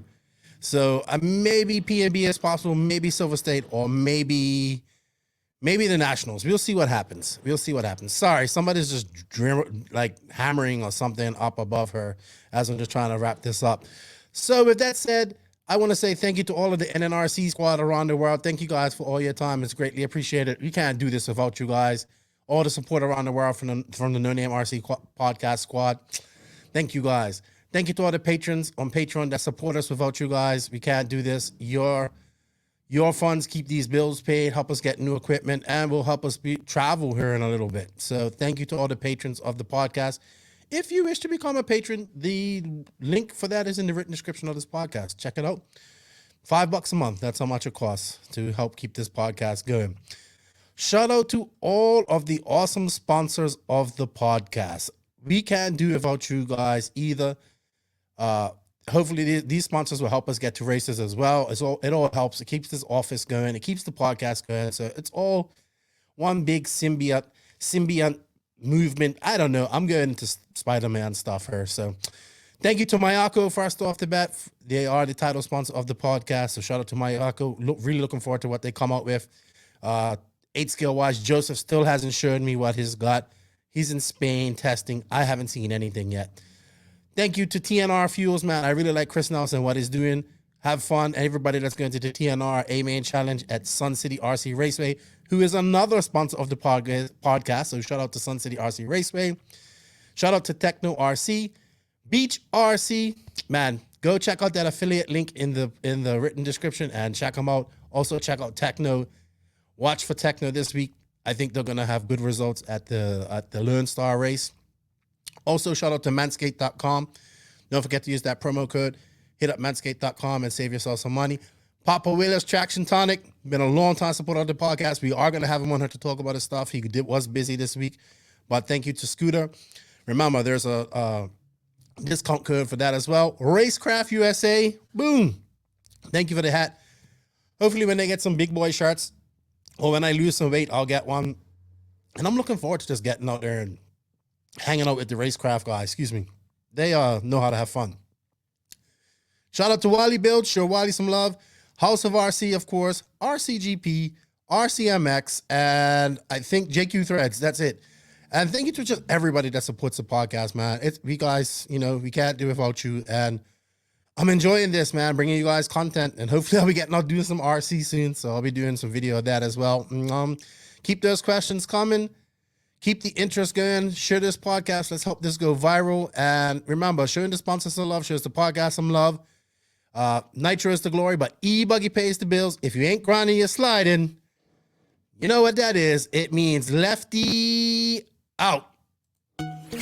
Thank you for listening to the No Name RC podcast. We greatly appreciate all the support and love from you, the listeners. Without all of you, none of this is possible. Special thanks to our patrons on Patreon. If you wish to support the podcast further, you can at patreon.com/NNRC podcast. As a patron, you will receive early releases, special content, and patron-only giveaways. Also, please follow us on Facebook, Instagram, and our website, www.nnrcpodcast.com. Remember, Nitro is the glory, but E-Buggy pays the bills. If you aren't having fun, it doesn't make sense. And if you ain't grinding, you're sliding. Lefty out.